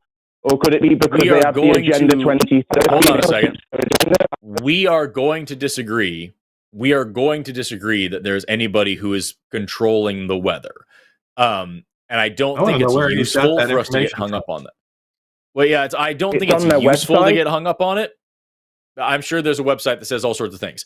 It's not useful, I think, in my opinion, to get hung up on it, because it's just going to lead us down a rabbit hole, and we won't actually address the topic at hand, which is climate change. So whether or not you believe somebody is controlling the weather, what we can gather is atmospheric data. And that atmospheric data is something that we can rely on, that isn't, even if these people are controlling the weather or whatever like that, we still know what's going on in the atmosphere. And because we understand chemistry, we understand what that's going to do to global average temperatures. Carbon dioxide right now is... I think you've misunderstood me. Sure. I didn't say control. I said they're modifying the weather. So like you say, as they know 1 or 2 weeks ahead when a natural event, why didn't they prevent the floods in Valencia, where I live, Howard, a few months back? Why didn't they Howard, it is impossible to listen to you. It is dog shit audio. I hope you go back and rewatch this call so you can hear that I'm not just being a jerk, and like, I cannot continue with this call. So I'm going to take what you just said. I'm going to keep you on mute for now, and I'll hang up when I'm done with this. And if Rob has anything to say, but I'm sorry, I really cannot continue with that audio. But the thing that, like, two things. Number one, I'm pretty sure I heard you say, how can they know what the weather's going to be like in several? That is just the field of meteorology. It is. I don't know if you believe in that science or not, but regardless of all of that, none of that changes the fact that no matter how much, like, if I take this to what I think you're saying, that there's people who are literally controlling the weather, or even something super benign, which it sounds like you were trying to walk that back and say it was actually more like just tampering. No matter what, he the point used that the I'm word making modify. still stands. He said, no, not control, modify. I don't know how one would differentiate those two words. Either way, the point that I was making still stands, is that we can gather atmospheric data, and we know that carbon dioxide right now is up to 424 parts per million. We know right now that methane is 1,922 parts per million. We know that global average temperature is up 1.4 degrees Celsius since pre-industrial time. We know that sea level is up 4 inches since 1993. We know that ice sheets are down 406 billion metric tons per year. We know that ocean warming, 360 zettajoules up since 1955.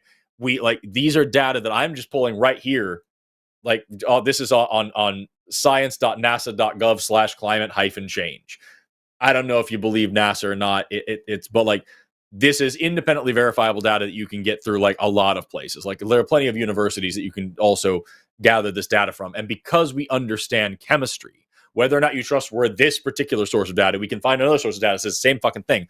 Because we understand chemistry, we know what that much methane and that much carbon dioxide is going to do in the atmosphere. And indeed, we see the follow-up data of global sea level changes, of global average temperature changes, of ice sheet data change. Like, we see these things happening based on the atmospheric composition that we're measuring.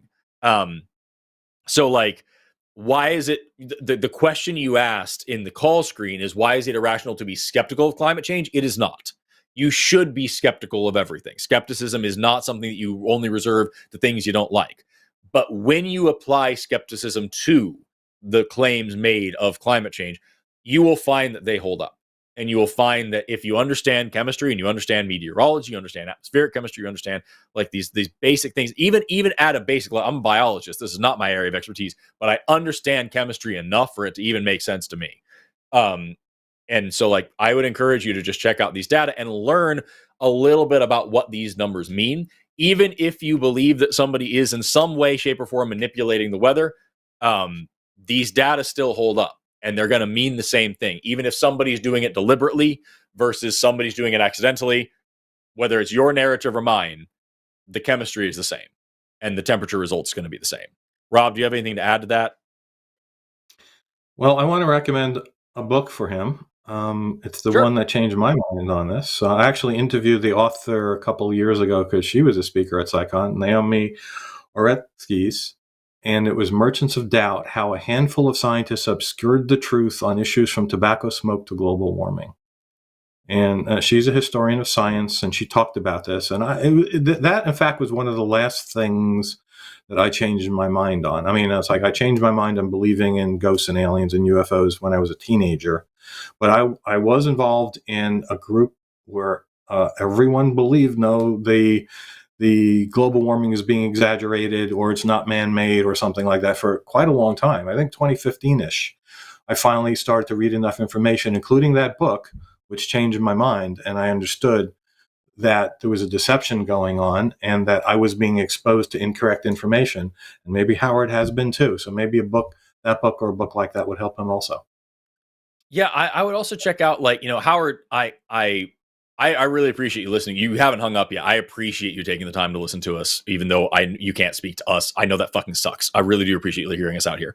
I would also recommend, like, if I remember correctly, and a lot of the people in the chat are telling me this as well, that you are one of the people that calls in as a flat earther, a globe skeptic, or whatever it may be. And that these are, you're calling in with a conspiracy theory here about people controlling the weather and all these things. If you're of this kind of mindset of these things, I would encourage you to check out also ExxonMobil, and how they literally are the ones, these big fossil fuel companies, these oil companies, are the ones who learned about what climate change was. They're the ones who discovered the shit. Their chemists are the ones who figured this out, and they realized it was going to hurt their profits. And so they spent billions of dollars, billions with a B, billions of dollars covering up the science they themselves discovered, billions of dollars spreading misinformation about the science that they themselves discovered, billions of dollars lobbying for politicians to be skeptical and to push doubt about this science. And now they're spending after it's now become undeniable, they're spending billions of dollars spreading shit about how people need to cut their personal carbon emissions and stop using plastic straws and drive a hybrid and all this other shit in order to put the personal responsibility on the consumer for the damage that they have been doing. That isn't a conspiracy theory. That is something that we can all agree on is verifiable. That is a real fucking conspiracy that you should be getting mad about if you're not already. I don't know if you know this or not. I'm not trying to talk down to you. But that's something for real that I think you should look into. Because I think that you, I just, from what I remember about you and from what the chat is reminding me about your positions on things, I think that you have a very skeptical mind and you want to find a big fucking problem. And while I strongly disagree with your conclusions on a lot of shit, I think if you look into that, that's something for fucking serious that you could dig into. And maybe that would help us find more common ground, and we could come to some understandings on some other stuff, and maybe we'd be a little bit less different, and that would be really cool. And also, I think that would be a useful thing for you to get into as well. Anyway, that's just me. Yeah. I think you should check it out if you haven't already. I haven't seen these previous conversations with Howard, so I don't know what his deal is politically, but the truth is you can figure out what somebody believes about that very likely by just asking them what their political affiliation is. It's really unfortunate. But as I said, I was in a group of people like that for a while, and the people I know who still are, the Republican Party says climate change is bogus and therefore it is. Right, exactly. It is. I don't know if it's as bad as in Spain where Howard is, but it is fucking bad here in America. Anyway, Howard, thank you so much for calling in. I'm really genuinely sorry that you didn't get a chance to talk and had to just listen to us ramble at you for 5 minutes here. I know that blows, but I do thank you for calling in and letting us talk about this for a little bit. I'll talk to you again sometime. Bye-bye.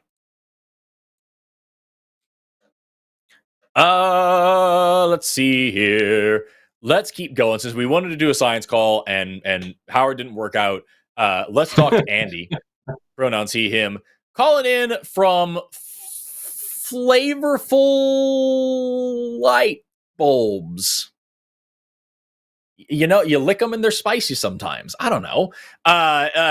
Handy Seer says, I don't believe in evolution. Science can be long and can be long. Science can be wrong, and it sounds like a fairy tale. Those are big claims, and maybe Andy just has some questions. Andy, you're on the line with Forrest and Rob. How are you doing today? Hello. I'm doing pretty, cold and sick. It's very cold here in Florida, or I should say, Flowerland. Yeah. Like energy, like you. Anyways, it's a lot. I believe that. Yeah, I just believe that the evolution theory is just pretty much stupid and a lie. Like science lies a lot, or science is pretty much a lie.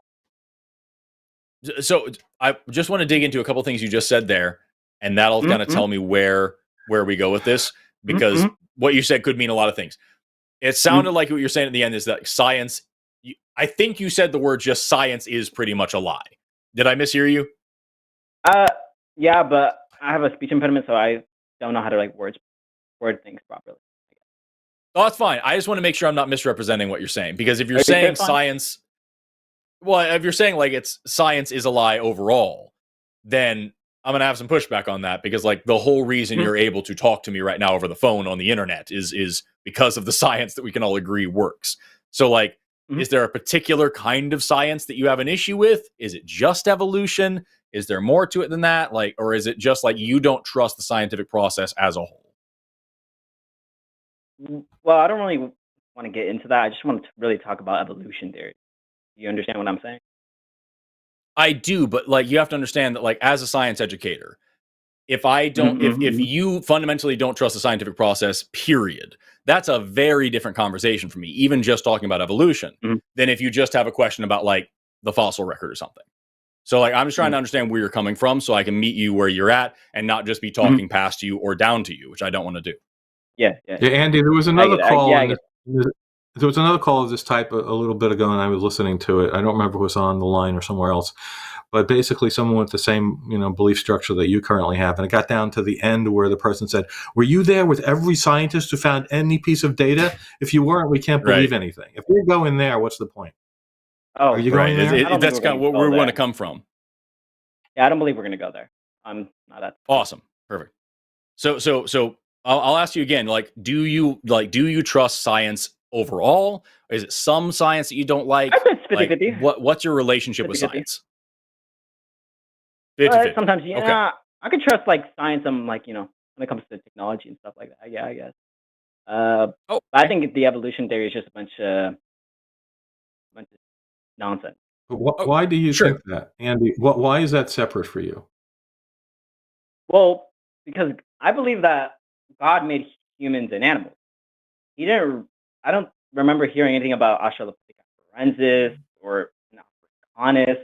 Like, it's just instances of just a tautology of like unicorns farting. You understand what I'm saying? So what it sounds like you're saying, and like I'll be honest with you, like it's what it sounds like you're saying is that you're failing to separate like scientific thinking from religious thinking. And you're saying, I don't believe this because it conflicts with my religion in this one particular way. And that's what makes this science worse than other science. So like if I were to bring up, we just had a call about climate change, that all has to do with atmospheric chemistry, which certainly isn't in the Bible, but that would make it this sort of like sterile, safe science.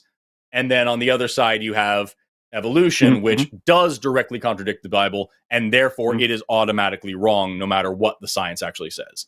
Can I ask is that Andy a fair summary of what you're saying? Any of the other statements of Genesis he disagrees with that science has found to be wrong? Andy, are you a Bible literalist? I would say so, yeah. So there's a part in Genesis about the stars falling from the sky to earth. You believe that? You understand what stars are? Revelation, thank you. You believe that stars are going to fall to the earth? Yeah, I believe that, and it's pretty true in the intelligent design. So you also don't believe in astronomy, what we found out about the universe, then? Right, because that's the issue, Andy, is that like to even say that is a big problem, because surely you understand that stars are millions of times larger than this planet. So how do you get a bunch of things that are millions of times larger than this planet to land on this planet? How do you know that? How do I know how big they are? Yeah. There's a lot of ways, but see, that's exactly what we were talking about a minute ago when we were asking you, like, what's actually the relationship with science here? Because that's what changes a lot of things for us. Is like, if this conversation is like, how do you know anything? Okay, well, then we're going to get into evidence. But if the conversation is going to fall back to, I don't care because it's different than what the book that I like says, then that's where the conversation needs to go. Because the Bible, if we're just talking about the Genesis account, right? If we're just talking about the Bible literally, there's enough inconsistencies within the Bible alone to make this conversation like completely rich with issues. Genesis chapter 1 and Genesis chapter 2 are completely different creation stories. If you're a Bible literalist, you either believe that one of them is like fake or like a metaphor or a summary, or that two different things happened at the same time that are somehow not the different things. Like, there's a lot there. And that's different than asking me, like, how do I know what I know about science? You know what I mean? No, not at all. You don't know what I mean about that? I don't know. You tell me. Okay, so how are they? Here's the thing. Creation stories. So here's the thing, man. I'm going to be real with you. Our chat is pretty convinced that you're just fucking around. I'm giving you the benefit of the doubt here and like hearing you out a little bit. Thank you. But I'm just letting you know that like it's running thin. So in Genesis chapter 1, we have a different order of events and a different like creation of certain materials than we do in Genesis chapter 2. Like, do you agree with that? Yes. Okay, so that's what I'm talking about. This is a different creation story. Things happen in a different sequence, and they come from different places. And one of them, in Genesis chapter 1, God makes everything out of the earth, and then in Genesis chapter 2, God makes everything out of water. Those are different events.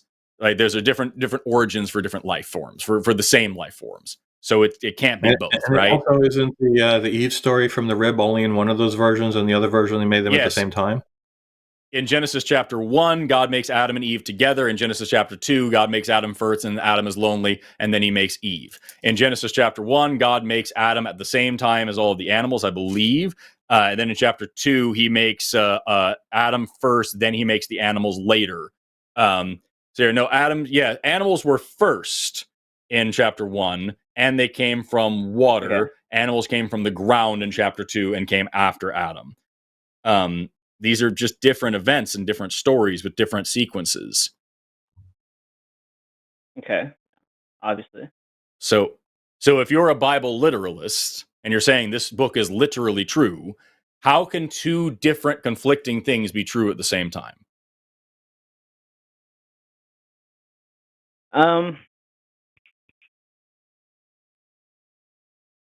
Give me a second.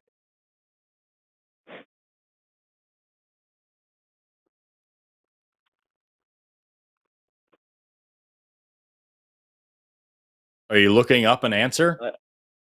No, I have a headache right now. I just took water in that. Okay, well, then we'll just move on to another caller that doesn't have a headache, so you can get some rest. And because it's not going, man. I should be fine. Okay, so then can you answer the question I just asked you? Yeah, I was about to answer the question. I can't take a water, man. I'm sorry. All right, dude. Anyways, I'm kind of bored of it. I'll give you one more. Can you answer the question? Though. I'm about to answer the question. Can you let me answer the question. Let me answer my question. Answer the question. Okay, I'm answering the question. All right, I'm answering the question right now. And we're done with Andy. All right, bye-bye. Yeah. See, we talk about this time because we get troll callers from time to time. And as I always say, the Poe's law is strong. You can't tell if somebody's just genuinely nervous on the phone and is having a really hard time, or if they're sincere. And more importantly, even the most ridiculous ass, boring, lazy troll like Andy, who genuinely just fucking lazy, didn't have anything interesting. It wasn't even funny. You know what I mean? It could have been funny, but he fucking dropped the ball on that. Even the laziest, most boring troll, it's indistinguishable from the fact that we get actual calls that say the same exact things. You know. So where did that phrase come from? Poe's law. What's Poe? Who's Poe? I don't know who Poe is. I don't. Look that up. Somebody put that in the chat. I've never looked that up. Yeah, but it is spelled like Edgar Allan Poe, P-O-E. Yeah, I've seen it written. Never thought to look it up. Let's talk to. I'm sad because that was supposed to be our interesting sciencey call. You know. I guess we have to talk about the Bible now. Bible's literal and doesn't believe anything scientists say. Then what's the point? All right. Well, it's he didn't believe anything he said. But we can talk to this person who actually was in the chat for a while and was told to call in and finally did. We've got David, pronouns he, him, calling in from irritated newts. Just squishy little guys having a bad time. But I hope they get better. David says, everybody that's alive goes to hell. God and Jesus are in hell, according to the Bible. That's what's written on the thing. David, you're on the line with Forrest and Rob. How are you doing today? Pretty good. How are you? Never had a bad day, man. I'm okay until I get to hell, I guess. Yeah, right. So that's what I've got written here on the call screen. Would you like to elaborate on that, what you mean by that at all? Because I already have some issues with what you're saying here. But depending on what you say and how you explain it, the different issues are going to come out. Well, from the Hebrew Sheol and the Greek Hades, it's just the grave. And when we die, we go to hell. And Amos 9:2 says God is in hell. You know, he watches over hell to see who he can resurrect. Okay, so let's clarify some terms really quickly, because I'm going to be honest with you. I don't speak Greek, nor do I speak Hebrew. So I'm just going to take your word for it that is actually what those things say, and that actually the Bible says that all these people are in hell and everybody's in hell and God's in hell and all the things. Like, fine, whatever. I don't know if that's true, but sure, we'll just say for the sake of argument that it is. What do you mean by hell? Do you mean the same thing that most Christians would mean when they talk about like a place of conscious torture in fire? Or do you mean something else? That's nonsense. The Christian traditional theology comes from Greek philosophy. Okay. So hell is just the afterlife, the blanket term for whatever comes next, it seems. The grave, the common grave. Oh, so that's not even an afterlife. It's just you're dead? Right. According to the Bible, when you're dead, you're not conscious. How could the soul be tortured by fire? How could spirit creatures be tortured by fire? So why is God wasting their time overlooking dead bodies? I don't get it.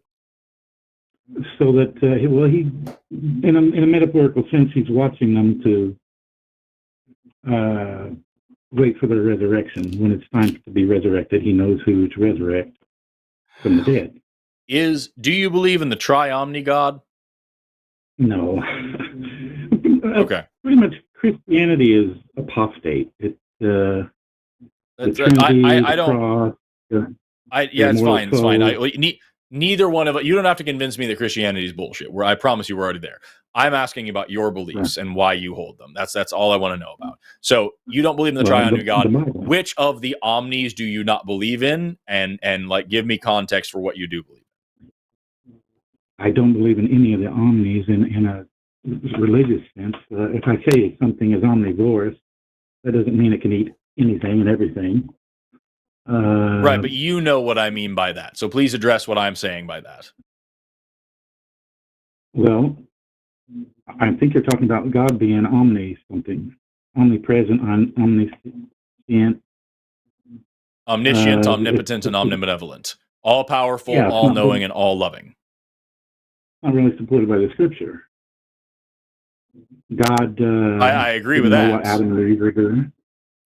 No, I agree with that. God in the Scripture, in the Bible, is none of those three things. And I agree that those are modern inventions. So are you agreeing with me then that the God of the Bible is neither all-powerful, nor is he omnipresent, is he all-knowing, nor is he all good? Well, good is subjective. That's not what I asked you. Okay, what did you ask me? Maybe I misunderstood. I'm asking, do you agree with me that the God of the Bible is not all-powerful, is not all-knowing, and is not entirely good? Not in the sense of the omnis. Right, he's not... So, okay, let me try a different way. Is not the beacon a standard of morality, that God has very human appetites and very human ambitions and very human desires and very human ego problems and jealousy, and for that reason God is sometimes a good, moral, kind God, and other times is a malicious and evil God, depending on his own personal issues of the day? No. Okay, what part of that do you not agree with? Well, it's subjective. I agree. I'm asking your opinion. My opinion of God? Do I agree with everything? Is that what you're asking me? If I agree with everything God does? No, I'm asking you, do you think that God of the Bible is always moral by your standard? By my standards? Yes. I wouldn't say that. So you agree with me then, I'm going to ask a third time now, you agree with me then that the God of the Bible is not all-powerful, it is not all-knowing, and it is not all good? It's semantics. I agree that God can do anything he wants to, but that doesn't mean that he can... If a God can literally, truly do anything he wants to, then he would be all-powerful.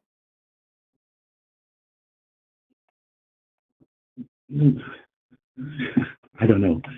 I can do anything I want to, but that's like kind of just a fluffy thing to say that I have freedom. That doesn't mean that I can literally conjure up a mountain out of whole cloth, right? Is God all powerful or not? We'll go through them one at a time. Is God all powerful? Does God have all unlimited power in the universe? So then, can God lie? I'm going to ask you again. Is God all powerful? Yes or no?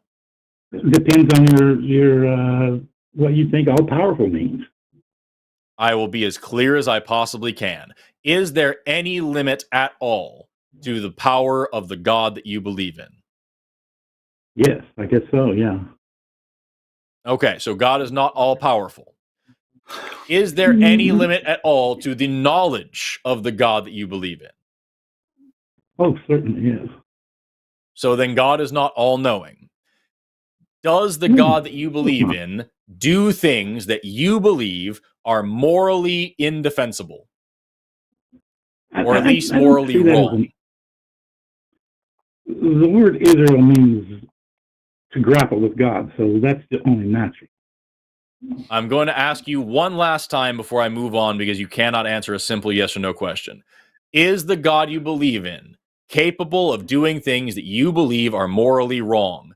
And has he done those things in the past in your belief? Yes. There's your answer. Okay. Got it? So then God is not all good.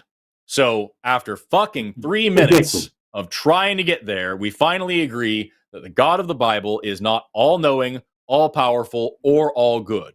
Holy shit, that didn't have to be that hard. No, you didn't. I asked you that 1,000 times, and you kept telling me it was semantic and subjective and all these other workarounds because you couldn't just say that the God you believe in is sometimes evil. It's not fucking hard to say. If you say God is all good, then is that the next thing you said, or good according to you? I even specifically said in your opinion. Do you think that's good? Absolutely not. The flood is one of the more evil things that God does in the entire Bible. But that's not the point. I'm asking you about your beliefs. That is the point. So you believe that this God watches over a mass grave called hell, where people are completely unconscious and unaware of their surroundings. And this God needs to monitor them in order to know who to resurrect during Armageddon. Is that a fair summary of what you said earlier? Well, in a metaphoric sense, yes. God sent angels to see if Sodom and Gomorrah was as bad as the reports. God didn't know Adam and Eve, what they had done or what Cain had done. Right, because God is not all-knowing, so God didn't know these things. Pardon? Right, because God is not all-knowing, so God couldn't have possibly known when people sinned. Right. So, it's not by what mechanism is this God keeping track of all of the dead people to know who to resurrect? Is this a timed process? Is this something that it knows instantaneously? Is it keeping a record? Like, what do you believe this God is doing to keep track of this? It's a shame he doesn't have webcams there so he can leave the room. It's really. What's that? You said it's a shame that God doesn't just keep webcams around or something, like a little nanny cam, keep a little baby monitor on all of us. Make things easier. Really? Yeah.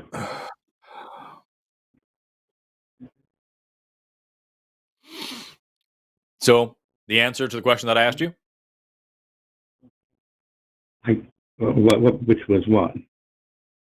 I thought I answered it. You didn't. I asked you, by what mechanism is this God keeping track? Yeah, he keeps a record. It says, I don't know if that's metaphorical or it's, if there's a literal record, but there's a book of remembrance. The book of life, as it said? It's probably a metaphorical application. Right. The Bible talks about the book of life. You have your name written in the book of life, and then you get eternal life after that. So, is this an instantaneous process? Does this God know instantly all of these things? Or is this God literally taking actual time to go through this every dead person and tabulate their deeds to decide whether or not they should be written down in the book of life? Well, I don't know that. I don't think there's an answer to that in the Bible. I know it says that we judge ourselves. For example, if you as an atheist judge God as not being good or worthy of your worship, then you would judge yourself in that sense. And if I judge the other way, then I would judge myself. So it sounds like what sinners, you just so- said. It sounds like what you just said is that if I criticize God, then I am going to be punished. Is that what you said? No. Is that what you meant? No, well, no, not really. I said that if you judge not to be a part of the resurrection, if you judge God as not good, then you don't want to be a part of the resurrection. So you're not going to be a part of it. So you judged yourself. So you wouldn't be on any list, you know. When you die, you would just die, just like you think you, as an atheist. Are you a Bible literalist, or do you at least believe that the stories of the Bible are like mostly true? Well, it depends. For example, it says the snake talked. The snake didn't talk. It gives Eve's perspective on it. She was deceived into thinking the snake talked. So the Bible isn't necessarily true. How was Eve deceived into believing that a snake talked? Who deceived her? Well, Satan tricked her into believing that the serpent was talking to her when it was actually Satan, just like Balaam's ass. Where does it say that in the scriptures? Genesis? Yeah, I've read Genesis. It never says that the serpent is Satan. It just says the serpent talked. Paul said that she was deceived. It's not the serpent that's being accused of being the slanderer. It's the angel Satan, who's. Then why was David? Why was one of the punishments to make snakes slither on their bellies? It wasn't. That's actually the first prophecy of Jesus. So it's sort of metaphorical. So you have to know when the Bible is. You have to know when it's a metaphor and when it's literal. I see. Mm-hmm. Yeah. So here's what the book actually says. Is chapter 3, the serpent was more subtle than any beast of the field that the Lord God had made. And he said unto the woman, Ye hath God said, You shall not eat of the tree of the garden. And the woman said unto the serpent, We may eat of the fruit of the garden, but not of this tree. And the serpent said, You will not surely die, for both God doth know that in the day you eat thereof, your eyes will be opened, blah, blah, blah. And the woman saw that the tree was good for food. And that's the entire thing that the serpent says. That's the entire story of the serpent. Yes, I'm getting there. Yeah, I'm getting there for sure. So that's the entire thing about the serpent. It never says the serpent is Satan. The word Satan, devil, adversary, shaitan, none of that is mentioned at all in this entire part, period. It just says the serpent talked, and all the serpent says is, you will not die if you eat this fruit. That's literally all he says. And then the next part, after God finds out that this has happened, God then says to the serpent, because you have done this, you are cursed above all the cattle and every beast of the field. On your belly you shall go, and dust you shall eat all the days of your life. That is in the same chapter. The serpent talking to Eve is chapter 3, verses 1 through 5. And the serpent being cursed is chapter 3, verse 14. So David, same chapter, we have the serpent speaking, and then God cursing the serpent for what the serpent has done. At no point does it say anything about the devil. So I'll ask you again, where in the scripture specifically does it say that Eve was actually tricked by the devil into believing that the serpent talked and that the serpent didn't actually talk? I also want to ask David, he already said that God is not omniscient, so is that why he got the devil confused with the serpent? Maybe. David, up to you. Answer us. Paul said that Eve was deceived, right? When you're talking about who said what happened there in Genesis, who's blamed throughout the rest of the scripture? Was Satan or the serpent? Was it a literal the book of Genesis? The book of Genesis never says that Satan did that. Paul says No, it that doesn't. Eve was deceived, and several times people, like Christians of all stripes, believe that the serpent deceived her, when in fact what the serpent did was tell the truth. In this story, God Did she tells the die? first lie in the universe. God tells the first lie in the universe, and the serpent tells the truth. That's what actually happens. At no point does anybody say anything about the Satan. The whole entire Bible it has a prologue up until Genesis 3:15. Then the rest of it is about the Satan deceiving Eve and what that caused. It's nothing about Satan is a different character. So Satan is a different character that is brought up later. To establish that it is a literal snake that we have to watch out for, not Satan. Let me ask you a different question, because it seems like you are just completely avoiding what I'm saying. How do you personally, David, distinguish between which parts of this Bible are not literal and which parts are literal? Well, like I said, a snake doesn't talk. Paul said that Eve was deceived. Satan is blamed, not the David, serpent. does a donkey talk? Does a donkey talk, David? That's exactly where I was going next. It's an angel. Is the donkey also Satan? Okay, at Numbers 22:22, the angel that stands in as an adversary to Balaam's ass, to the donkey, speaks on behalf of the ass. And later in Scripture somewhere, I don't know where, that's not true. Says, yeah, it is. So here I've got, let me find it here. So The angel of the Lord. Satan. So God's anger was kindled because he went. The angel of the Lord stood in the way of as an adversary against him. He was riding upon his ass. His two servants were with him. The ass saw the angel of the Lord standing in his way, with his sword drawn in his hand. And the ass turned aside out of the way and went into the field. And Balaam smote the ass to right her way. But the angel of the Lord stood in the path of the vineyards, a wall by his side, a wall on the other side. The ass saw the angel of the Lord. She thrust herself into the wall and crushed Balaam's foot against the wall, and he smote her again. The angel of the Lord went further and stood into a narrow place. There was nowhere to turn, either left or right. The ass saw the angel of the Lord and fell down under Balaam. And the Lord, not the angel, the Lord opened the mouth of the ass, and she said unto Balaam, what have I done to thee, that you smite me these 3 times? And Balaam said to the ass, you have mocked me. If I had a sword in my hand, I would kill you. And the ass said to Balaam, am I not your ass that you have ridden for years and all these things? And Balaam said, no. So God opens the donkey's mouth, and the donkey speaks. And Balaam speaks back to the donkey quite calmly, as if that's just shit that he expected to happen. At no point does Balaam say, holy fuck, a talking donkey. He says, nah, come on, man, you got to do better than this. So you can't seriously sit here and say, no, actually the angel was speaking through the donkey. The scripture doesn't say that. And also the interpretation of the scripture doesn't say that. Okay, do you have a reference Bible there? Does it have any references there? It's just the fucking King James version. I know how to read is my reference. It does not say the words, the angel opened the donkey's mouth and the angel spoke to the donkey. Right. And later it says he spoke on a man, spoke with the voice of a man.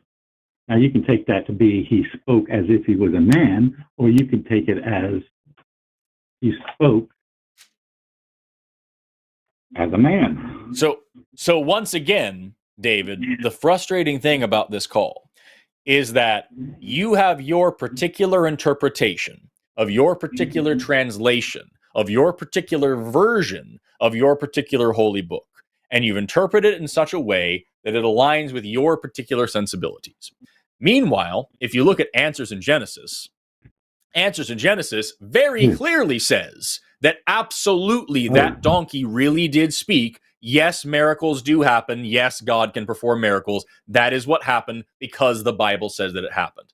And their belief is exactly as valid as yours because they're reading the same Iron Age sex manual. and they're reading the exact same words and coming up with a different set of ideas about it. You're just interpreting this in a way that makes a little more sense to you because you already believe in angels and demons, so talking donkeys is a bit too far. But you can make angels and demons work for you. Well, the same applies to you, though. It's everybody's got their own interpretation. What's the same does not apply to me. Based on? My interpretation is that none of this happened because donkeys don't talk and angels aren't real and this God isn't real. Okay. But even if I'm just reading, even if I'm just reading the plain text of the story is God opened the donkey's mouth, which you could interpret to say gave it the ability to speak. And then it clearly says over and over, the donkey spoke. And then it says Balaam spoke. And then it says the donkey spoke. And then it says Balaam spoke again. Nowhere does it say the angel spoke. Nowhere does it say God spoke. When angels and God speak in this book, it is very clear that those are the people who are speaking. More often than not, when God is speaking, it not only says God said this, it says God said this, and while he's speaking, he says, I am God, over and over and over. It is very clear when God is speaking, and it is very clear when angels are speaking. And here you have a situation where it never says either of those things. It just says a donkey is speaking and a serpent is speaking. And you are saying, no, it doesn't mean that, though. In this particular case, it actually means something different because that makes better sense to you. If you say something, if you have an interpretation of a specific phrase in the Bible, it has to be harmonious throughout. So later on, it says that the angel was talking, not the donkey. And the same with the Eve and the serpent. It isn't logical. It doesn't matter whether it doesn't matter whether it really happened or not. What does the Bible say? What? Where does it say that the serpent wasn't actually the one speaking, and where does it say that the donkey wasn't actually the one speaking? In the Bible. I don't know where. Okay, so then I don't know if you've read your Bible or you're just thoroughly unprepared for this, but we have given you chapter and verse, and I have read this shit aloud to you, where it says what I'm saying that it says. And you're just telling me over and over, yeah, but it also says other stuff. And you can't tell me where or why or how. And also, like, one of the largest apologetics organizations in the world disagrees with you about it. I don't think you're serious. I think you just prefer the story that way because it makes more sense to you because angels and demons are more easy to believe than talking snakes and donkeys. And I don't know why you draw that line. And I don't know where you get to the idea that God is watching over everybody in a mass grave. None of this lines up with what the Bible actually fucking says. I also don't know where he gets the idea that you have to read the Bible so that everything is consistent because I don't see where anybody gets true. That's not Amos true. 9:2. What does it say in Amos 9:2? What does it say in Psalms 139, 7 through 8? What does it say where he's walking over the grave? Who is it that sees the face? I'm seeing if I can find it. Because, I can go back to the ones that I referenced earlier, the inconsistencies that I referenced earlier, but it's just boring to do the same things over and over. Really, there was one chapter I remember where somebody sees the face of God, and then there's another chapter where it says that no one has ever seen the face of God, and anyone who sees God will immediately die. I'm trying to find that part. We can go back to Genesis chapter 1 and Genesis chapter 2 being different stories, but I think it's better to go to something new and fun. Well, in Amos and Psalms, that guy. Wasn't it David? I think it was David. Didn't David die like 3 different fucking ways?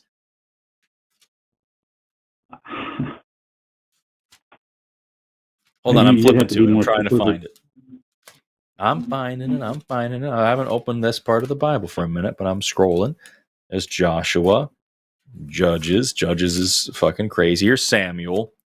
Let me get to the end of Samuel. I think that's where I put these notes. Give me a second now. If I was you, I'd look it up on Bible Hub. David is at the end of 2 Samuel. We talk about this maybe. Here we go.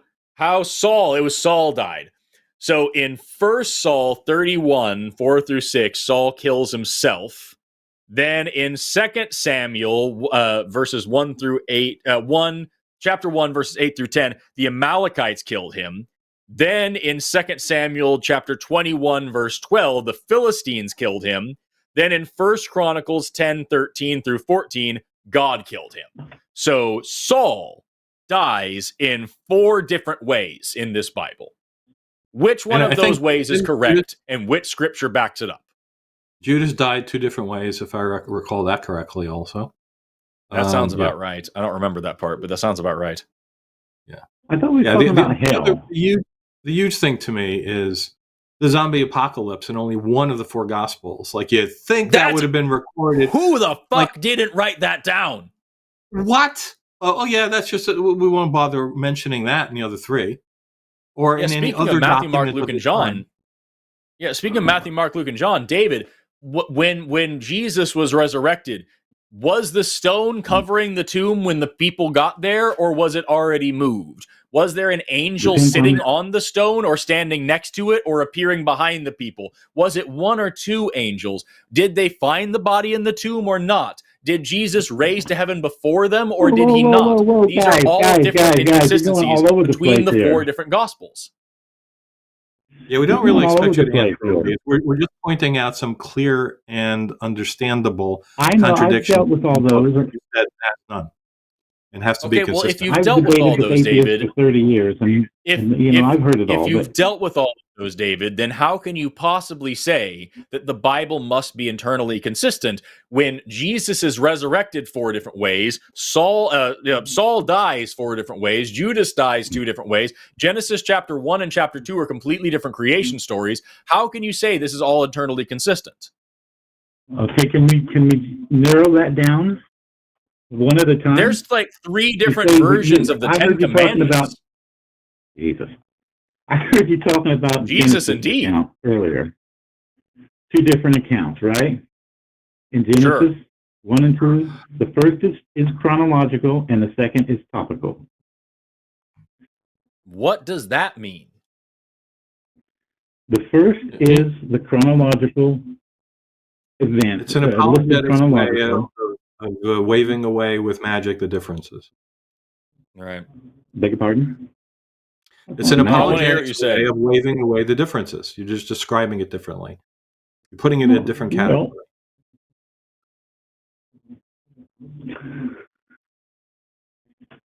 No, it's a one is topical and one is chronological. The first is chronological, the second is topical. So it's in. What does topical mean? Topical means that it's from man's perspective, and the subjects are introduced according to a topical narrative. So in the first one, you have a chronological. So let's deal with details then. Let's deal with the details. Did animals come from the earth or from the water? Were animals made from dirt or water? Okay, give me a list. Give me a scripture where they come from the earth. That'd be Genesis 2:19. Out of the ground the Lord formed every beast of the field and every fowl of the air, and brought them unto Adam to see what he would call them. That whatsoever Adam called every living creature, that was the name thereof. So Adam is created first, then God creates animals out of the dirt, then God creates Eve next. That is the order of operations in verse 2. Okay, well, in verse Adam is created last. In the first account, Adam is created last. That's the chronological. So in Genesis chapter 1, verse 20, God said, "Let the waters bring forth abundantly the moving creature that has life, the fowl that flies upon the earth and above the earth, and open firmament of heaven." And God created great whales and every living thing that moves with the waters brought forth abundantly after their kind. Every winged fowl was with his kind, and God saw that it was good. And that is all before he makes Adam. So In chapter 1, Right. we're not just talking about the chronological order here. In chapter 1, God makes animals out of the ocean, then makes Adam and Eve at the same time. In Genesis chapter 2, God makes Adam first, then makes animals out of dirt, then makes Eve out of a rib. Which one of those stories is correct? Because they cannot both be true, even if you separate them from chronological order to topological order. Well, what was created out of the water? What was? What was created out of the water? I Birds literally that just fly? fucking read it. It's all life. It says, "Bring what the water bring forth abundantly, every moving thing that has life, and birds and whales." Which I don't know why the fuck they separated those. In water birds, and in sky. birds, whales, and every other thing that moves and is alive comes out of the water in chapter 1. In chapter 2, birds and every other beast of the field comes from the ground. So at least it specifically... I fucking read it to you twice, dude. I'll read it again. At least on birds, if you want to split the stupidest of hairs and say, well, it's different animals, at least birds are mentioned both fucking times. In chapter 1, verse 20, God says, "Let the waters bring forth abundantly the moving creature that has life, and the fowl that fly above the earth in the open firmament of heaven. And God created great whales and every living creature that moves. With the waters he brought forth abundantly after their kind, every winged fowl after its kind, and God saw that it was good." It specifically mentions in Genesis chapter 1, verses 20 and 21, that birds are made from water. In chapter 2, verse 19, it says, "And from the ground, the Lord God made every beast of the field and every fowl of the air, and brought them unto Adam to see what he would call them. And whatever Adam called every living creature was their name." In Genesis chapter 2, verse 19, it specifically says, you don't understand how I get the fucking words on the page? Yeah, because what don't you understand? The words on the page says something different. God says, "Let the waters abound with living creatures, and let birds fly above the earth in the open expanse of the sky." What does that have to do with anything what you just said? It says in chapter 1 that God made birds out of water. And it says in chapter 2 that God made birds out of the earth. Where does it say that?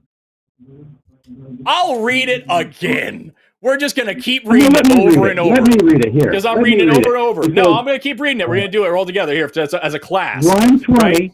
And God said, no, just shut the fuck up, David. God damn, dude. You seriously can't just take this your own book serious. Forrest, do you ever read the comments from the chat? Can I read one? It scrolled past, but it was basically said, "Listening to this and David is like being in hell." And I have to agree. This is the hell that David believes in. And God said, "Let the waters bring forth the moving creature that has life and the fowl that may fly above the earth." Do you agree with me, David, that God says, "Let the waters bring forth the birds," means that God made the fucking birds out of water? Yes or no? What translation is that? Does it matter? It's your book. Yes, it matters. Of course it matters.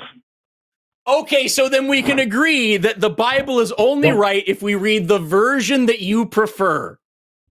Which is the thing that I said a little while ago, and you said isn't true because the Bible is internally consistent.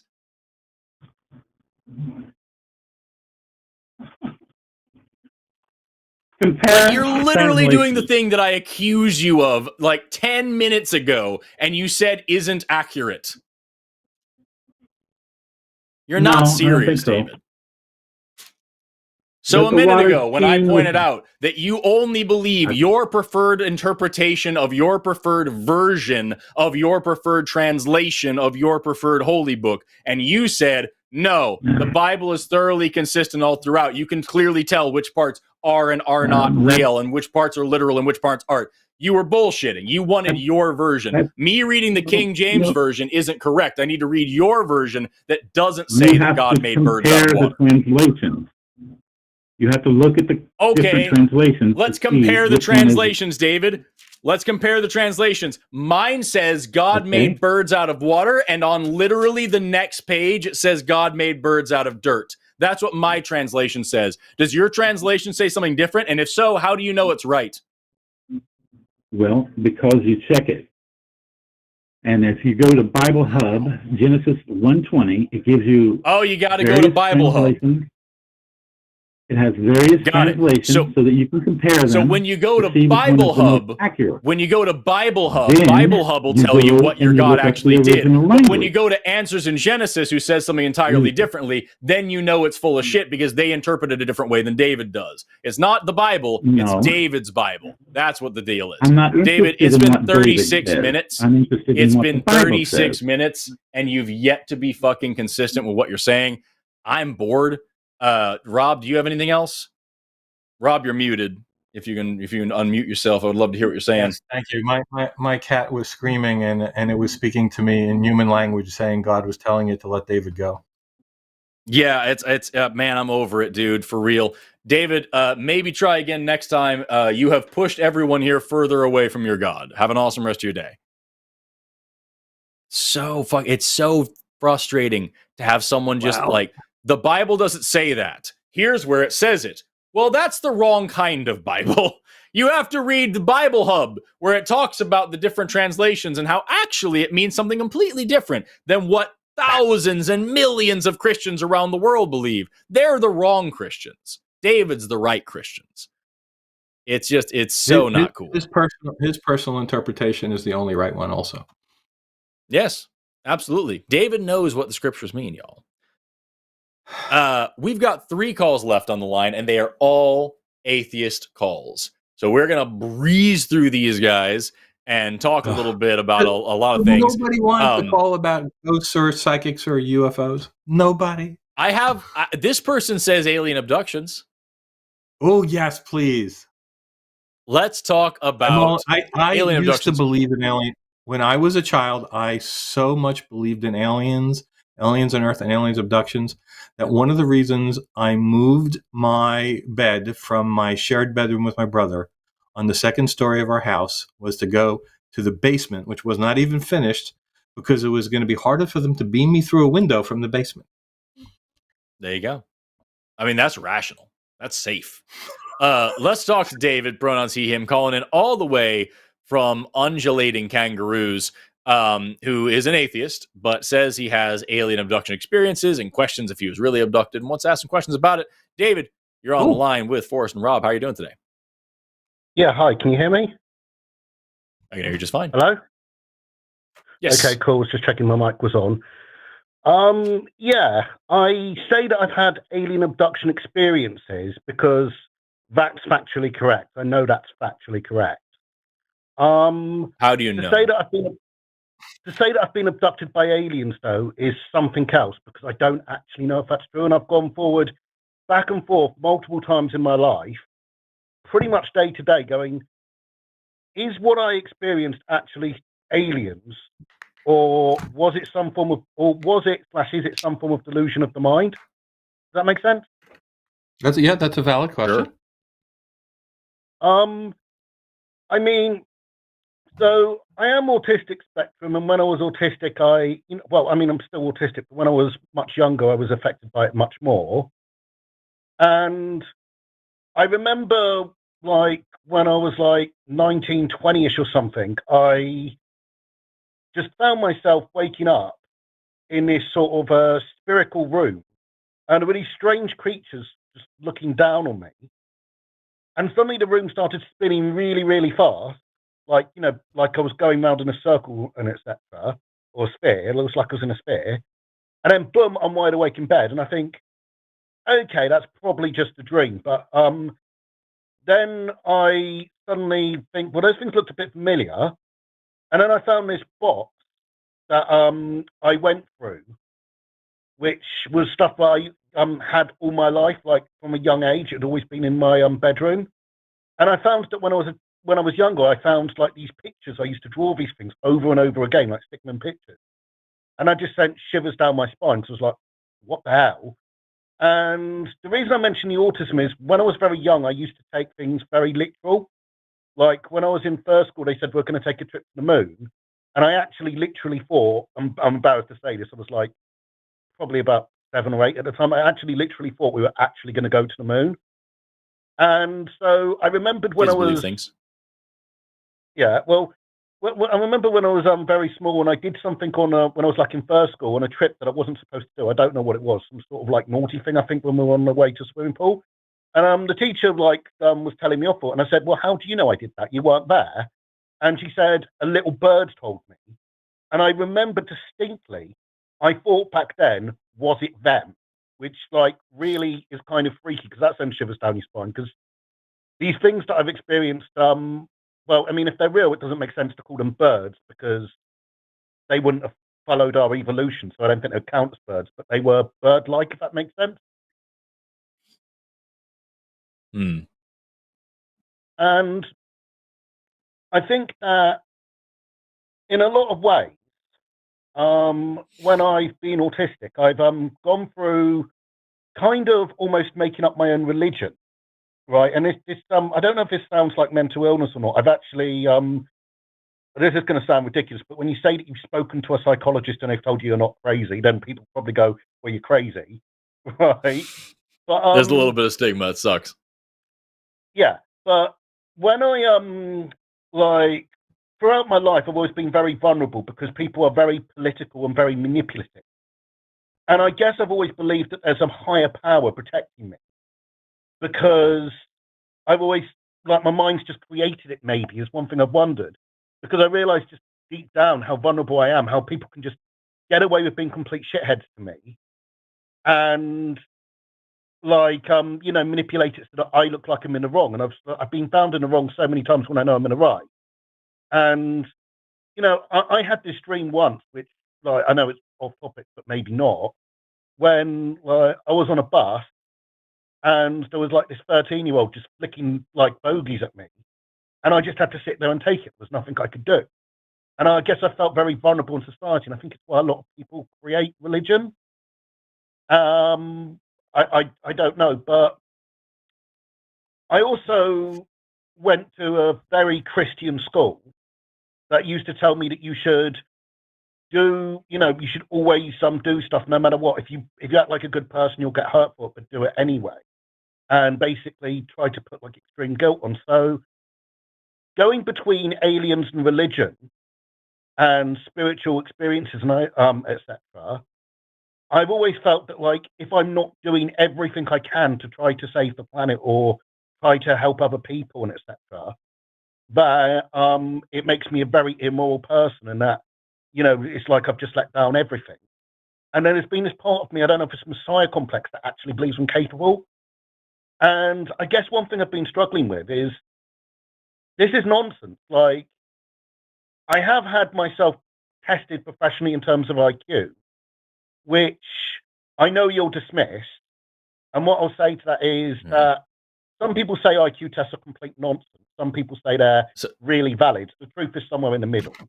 So here's the thing, David, you like so far, like we're 5 minutes in, we're all over the place. We've covered a ton of stuff here.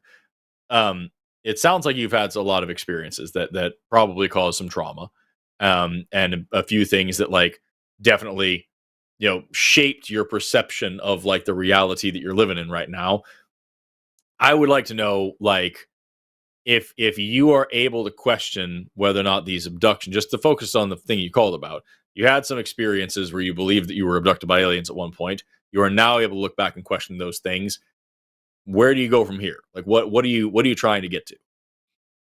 I think I'm trying to question how I live my life. Like, that's the fundamental thing which has been bothering me for a large part of my life. Like, do I put a load of pressure on myself believing I'm going to be some big savior of the world when the evidence suggests I might be smarter than normal, but there's not really rational reason immediately apparent to believe that, unless I really believe that I was abducted by aliens or had spiritual experiences?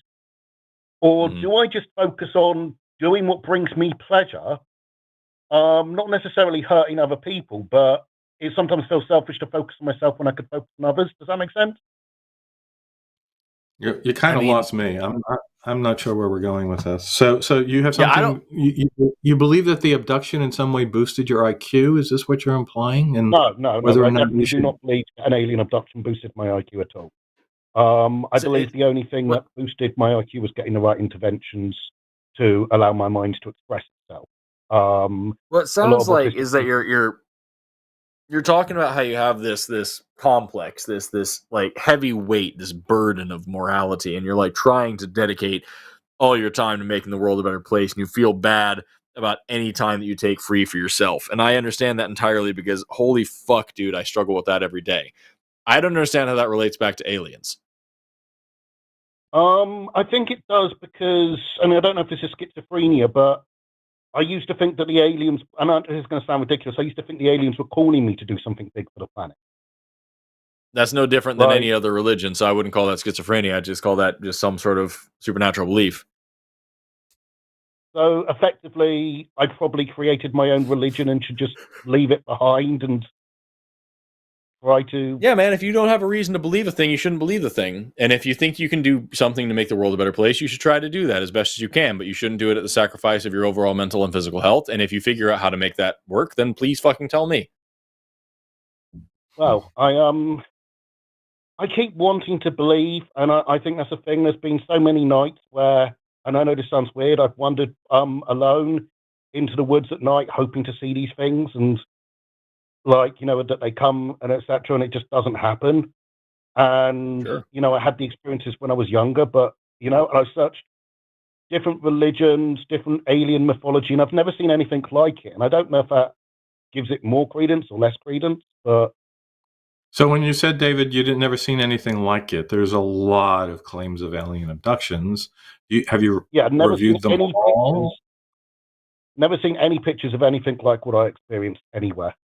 Oh, so you mean specifically how you remember seeing you think you remember seeing the being. So I don't know if you were on for when I was talking to the caller who was asking about her experiences with something that happened a long time ago. And it sounds like this happened, again, a very long time ago for you. And one of the issues is, you know, memory is fragile. If you formed a memory many years ago, especially under circumstances which were questionable, maybe at night, sleep, you know, it could be sleep hypnagogia, and then whatever you think you're remembering happened exactly now, like whatever they look like, is probably not what you thought at the moment. If you had written it down and looked at it now, you would probably be shocked. And especially, you know, this happens to people who you would never expect it. So I actually interviewed Dan Simons, who's a memory researcher, and he told me the story about he was in his office when 9/11 happened with several other people who he worked with, right? And he wrote down the log of that day of what happened, who was in the lab with him and what had happened. And then he pulled it out 10 years later. And before he did that, he tried to remember things and he had it totally wrong. He had the wrong number of people in the lab, you know, what he did after he found out, all of that. And this is a memory expert, only 10 years, right? Who was remembering a historic event that was traumatizing, and he got that wrong. So what are the chances that you're remembering exactly right what you think happened?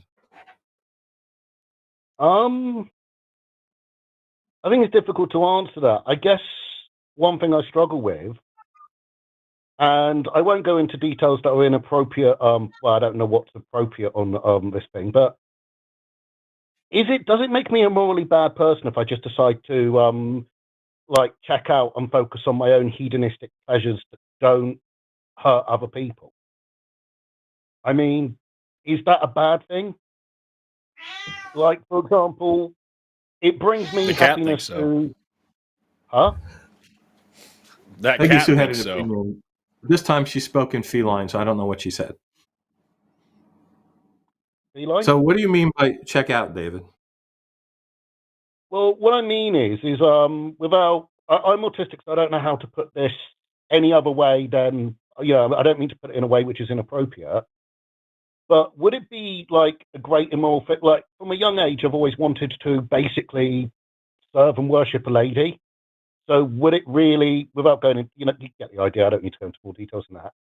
Would it be immoral of me to just focus the rest of my life on pleasing my girlfriend? Would that make me a bad person and just, like, you know, not necessarily focus so much on trying to fix the world, but just focus on Pretty constantly sure trying to she'd please my appreciate girlfriend? that. I think she could do both. It depends on what she's into. Man, I'm not going to tell you how to lead your sexual life. I'm just going to tell you, like, if your relationship with anybody is fine, you should go do whatever you want to do as long as it's between consenting adults. And as far as like making the rest of the world better, that doesn't have to be your full-time job. Like you're going to have to take a break. Like you can spend your time pleasing a lady, but every now and then you're gonna have to come up for air. And when you do that, just don't murder anybody, and then you're fine. You're making the world a worse place, and maybe you'll make it better as well. You go to the store and you help somebody buy their groceries, and then you go immediately back to giving your girlfriend pedicures and whatever else you need to do. Like that's fine. Just don't be an asshole in the break time. That's fine. But like just it doesn't have to be one or the other. It sounds like you've got this thing in your head where you have to dedicate 100% of your life to one thing or the other, otherwise you're an asshole. And I don't think that's reasonable. I think you need to find time to just be a person and to live the life that you want to live, however you want to live it. And as long as you're not hurting anybody else, that's fine. And you don't have to stress yourself and burden yourself with thinking that literally every second of every single day has to be dedicated to making the world a better place. Otherwise, you're some kind of moral failure. And again, when you figure that out, fucking tell me. But I'm telling you that I don't think that's a reasonable thing. Yeah, I mean, maybe it's just an autistic thing where I make links that other people don't. I don't know, but I've seen a similar thing to the abortion debate, and that's not me trying to go against abortion. I believe strongly in women's choice and women's freedom. Well, anyone's freedom and choice, but more the idea that it's an analogy. The idea that you should have to go forward with a pregnancy that could damage your own body and take responsibility for a life you're not ready for. There is a similarity to that in saying that, well, if you're not morally obligated to that, are you morally obligated to dedicate your time to serving the world? And it's like, the way I've heard people talk about it on the line, I've seen similarities there.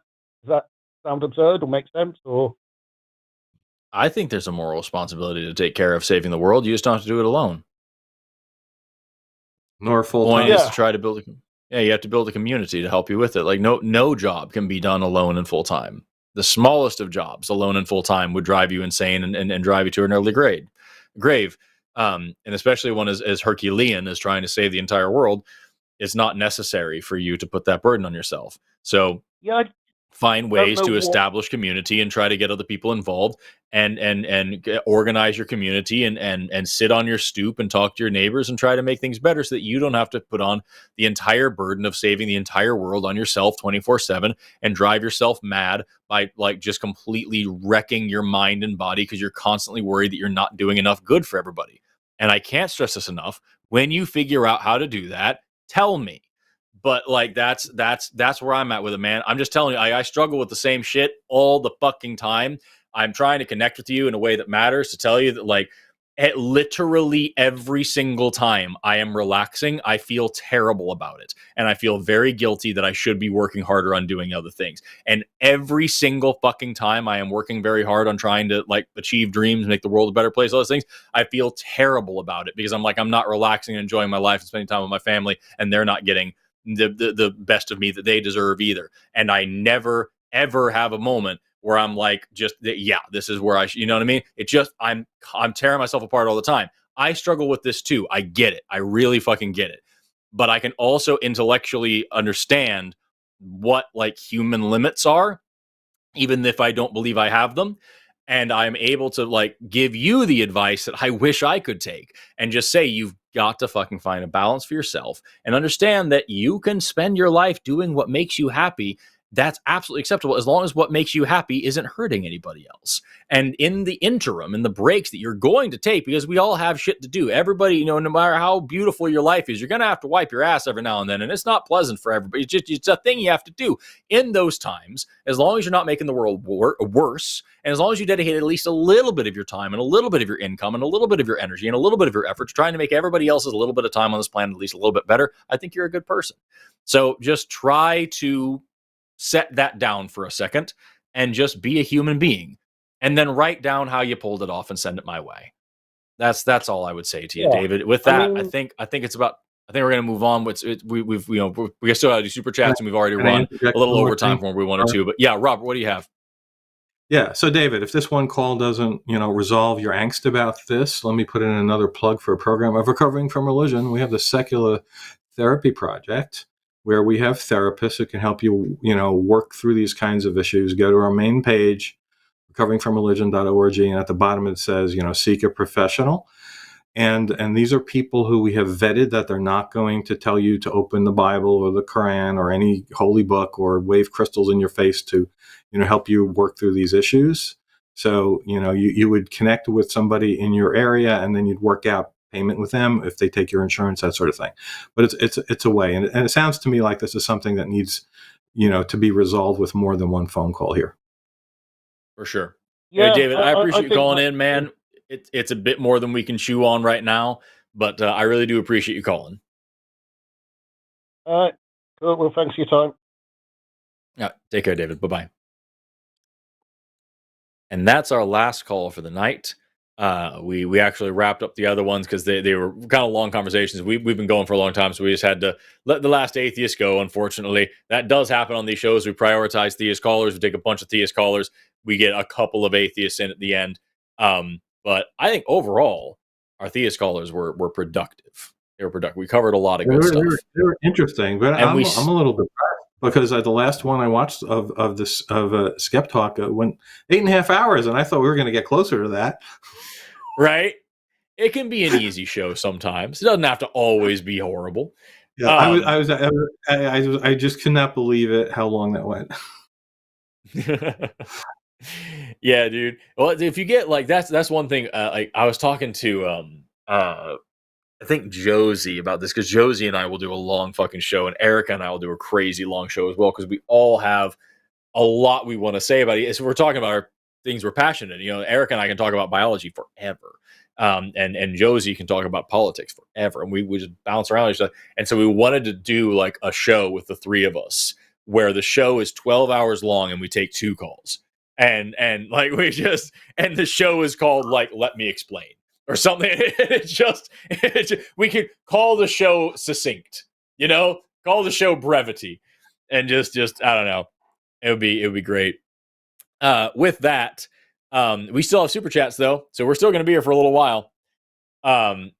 We've got $5 from Chick Magnate. Female monotremes are untainted. Males have a taint. I deal with 29 cloacae. Ask Rob. You know about I cloacae? have no idea what the hell that's talking about. I'm pretty sure that male monotremes also have a cloaca. I'm 99% sure. Maybe I'm wrong. Somebody tell me about platypus giblets and tell me what I'm missing, because I'm pretty fun. What is cool about platypi is that they have, we have one pair of sex chromosomes. The little X and the Y allosomes up in there. Usually speaking, normally, typically, humans only have one pair of sex chromosomes. Platypuses have fucking 10. How wild is that? Is that why they're such bizarre animals?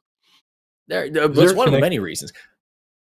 But what's particularly interesting is that a lot of those X chromosomes, they have homologies to avian Z chromosomes, because avians, birds, they don't have XY, they have ZW. And a lot of those are homologous to the gene You're going to say something about that species being abducted and genetically I don't modified. know what fucking allosomes the aliens that abducted David have, but man, I don't know. $5 from the Raven 200. $1,000 if the FBI guy won't call in. $999,099 says he will call in. Jimmy, go get stuck in a dark room with me singing karaoke for 24 hours. That's horrific. Terrific to say. You owe somebody a lot of money, because the FBI guy did not call in. Although I was going to say, let me see if I can pull this up really quick. So clearly I don't watch the show enough, because I don't know what this FBI guy thing is. So I will tell you as I am pulling this up. Hold on a second. Please. Let me get this together here. And I assume you don't mean it's a special agent for the FBI. No, he thinks he is. Okay, so here's the story. All right, here's the lowdown for you. Is that I think this is the display capture. Yes. Okay, so I'm gonna tell you the whole thing really quickly. There is a guy. He's just a particularly creepy troll that stalks me on mainly Instagram. Um, and he has some really wild conspiracy theories about me personally. And what he does is he lives in the comment sections of like the atheist experience and my own platform channel and like all these different things. He lives in these comment sections to try to tell people his conspiracy theories about me, to try to expose me to the world. And I have begged this guy to call in and tell these fucking conspiracy theories on air, and he won't do it because he, for whatever reason, he's not going to give me airtime. He's not going to make money. He's not going to allow me to make money off of his truth telling. I don't know. So here's this guy's story, and I promise you, this is not hyperbole. This is not exaggeration. This is what this man actually believes, and I verified it with him. This man believes that I am an international con man who is secretly a Marxist and a Freemason, and that after I was fired from teaching at a Christian school for teaching the children that there is no God, I ran for political office to push Marxism, lost that election, and was so upset by these situations that I led violent protests across Tulsa, Oklahoma, endangering many people's lives. And that is why the FBI is currently hunting me. But I am on the run from the FBI, and that's why I changed my name to Forrest Valkai to evade capture from the FBI. And because I am a con artist at heart, I am now on my next scam, and my next big scam is that I am scamming people around the world by pretending to be an atheist on the internet. And I know that that is what this man actually believes, because he's saying these things into like all these comment sections. And at one point I responded to him. I was like, hey, I typed that out. And I was like, I'm trying to put together your fucking lunacy into one cohesive chunk here. It sounds like this is what you're saying. And his response to that was, I see you don't deny it. And that's the funniest possible thing he could have said. And so here's the thing. I am a professional content creator. And that means that I have time and resources and a level of pettiness that is not usually accessible to mere mortals. And because of that, I spent real money and hired a real graphic designer to make this beautiful artwork right here. That's the wrong one. This beautiful artwork right here. Look at it. Oh, yeah. Also, I should have mentioned this also got mixed in here on the line. There was this story where I had to, I was in Ecuador and I had to pretend that my name was Tommy in order to get onto a boat. I'm going to actually move this over here this way so I can see it better. And then I'm going to move this over here. Fuck you guys. You had to see all that. So yeah, that's what it is. And you can see here is we've got me, international man of mystery, Tommy Valkai. What's the flag? The square and compass is here, and we've got the hammer and sickle here because I'm a Marxist and a Freemason. We've got all the different countries that I've been scamming around in, including here the flag of Ecuador, where I had to lie that my name was Tommy to get on a boat. I should have recognized that. You can see the violent protests going on back here, this government building being firebombed, and also the world on fire up here. You can see the piles of money that I'm making by pretending to be an atheist. Of course, vote for Tommy. And more than anything, the FBI here chasing poor Tommy Valkai. I am currently in the process of, like I said, a real fucking graphic designer made this. Thank you so much to Gloria Jackson. I cannot thank you enough. You're incredible. I am having her now make this transparent so I can put this on t-shirts and posters and shit. And every dollar raised will go to help keeping me out of the hands of the FBI. It's part of the plan. I love it. I need that money to buy fake beards and fake passports and everything else. So stay tuned when you can buy your t-shirt, hoodie, poster, and you can see that and keep Tommy Valkai out of jail and in your hearts. you can have that around to remember Tommy Valkai, because you're never gonna fucking catch me. You're never gonna catch Tommy Valkai. Wow. So how much of that whole spiel that he said, like the riots, et cetera, actually, I'm not saying how many, I don't want you to admit to it, but how many of those things actually happened in real life with someone else causing them? Or were they just Here's the crazy shit. Here's the craziest fucking lies. Every bit of it has a little bit of truth to it. And that's what makes it fucking crazy. So I actually was a Freemason at one point in my life. When I was 18 years old, I joined the Masons because my grandpa was in it. And I thought it was this great organization of great men who want to make the world better. And then I learned it was a cult and I left. And so like that happened. I'm not a Marxist, but I am a socialist. So that's close, I guess. According to one party, that's the same thing. So there you go. This is right. I did run for political office one time. I ran for state representative in Tulsa, Oklahoma. And I did lose badly because I was running as a Democrat in a district that had literally never had a Democrat elected at any point in history. And it went bad. But who cares? Yeah, I tried. I did actually I used to be an informal science educator, and so schools would hire me to come do programs, and I was hired through a company to teach at a Christian school once. And I told the kids asked how stars worked, and I told them about stellar nucleosynthesis and how it makes new atoms. And the principal did get mad at me because the kids are going to believe that stars made them, not Jesus. That's almost true. I wasn't fired from a Christian school or anything like that, but there was some controvery there. So you told them they were made star stuff, and they didn't like that. Yeah, that whole thing. I have participated in many protests. I'm very recalcitrant, and I go out and do protests quite a bit. During Black Lives Matter, I was out there. I was sometimes the only person on the street corner with a sign. Because I was doing it consistently and trying to be out there at least once a week. So I have been involved in many protests, and people get hurt at protests. It has happened at protests that I'm at. One time a crazy motherfucker drove around a police barricade to plow their truck through our fucking crowd. That happened at a protest I was at here in Tulsa. So like all of these things are like slivers of almost truth that this dude has the FBI thing is its own whole what the fuck is that? But interestingly enough, this guy unironically has the word FBI informant in his fucking bio. So I know for sure he has reported me to the FBI. And interestingly enough, he's not the first one to do that. I have been reported to the FBI before by other crazy fuckers. And so like, maybe they are after me, and I'm doing an amazing job at hiding in plain sight by being constantly on the internet in front of thousands of people. I did not a good Valkai isn't my original name. Valkai is my legal name. Yeah. So sorry, what? Tommy. The Tommy thing is real. The Tommy is from when I was in Ecuador. They have ferries to take you between so I was in the Galapagos Islands in Ecuador, and I had to go from island to island to lead tours around these islands, teach people about evolution. And I bought the wrong ticket. I bought a ticket from the island I was going to the island that I was at, and I was fucked.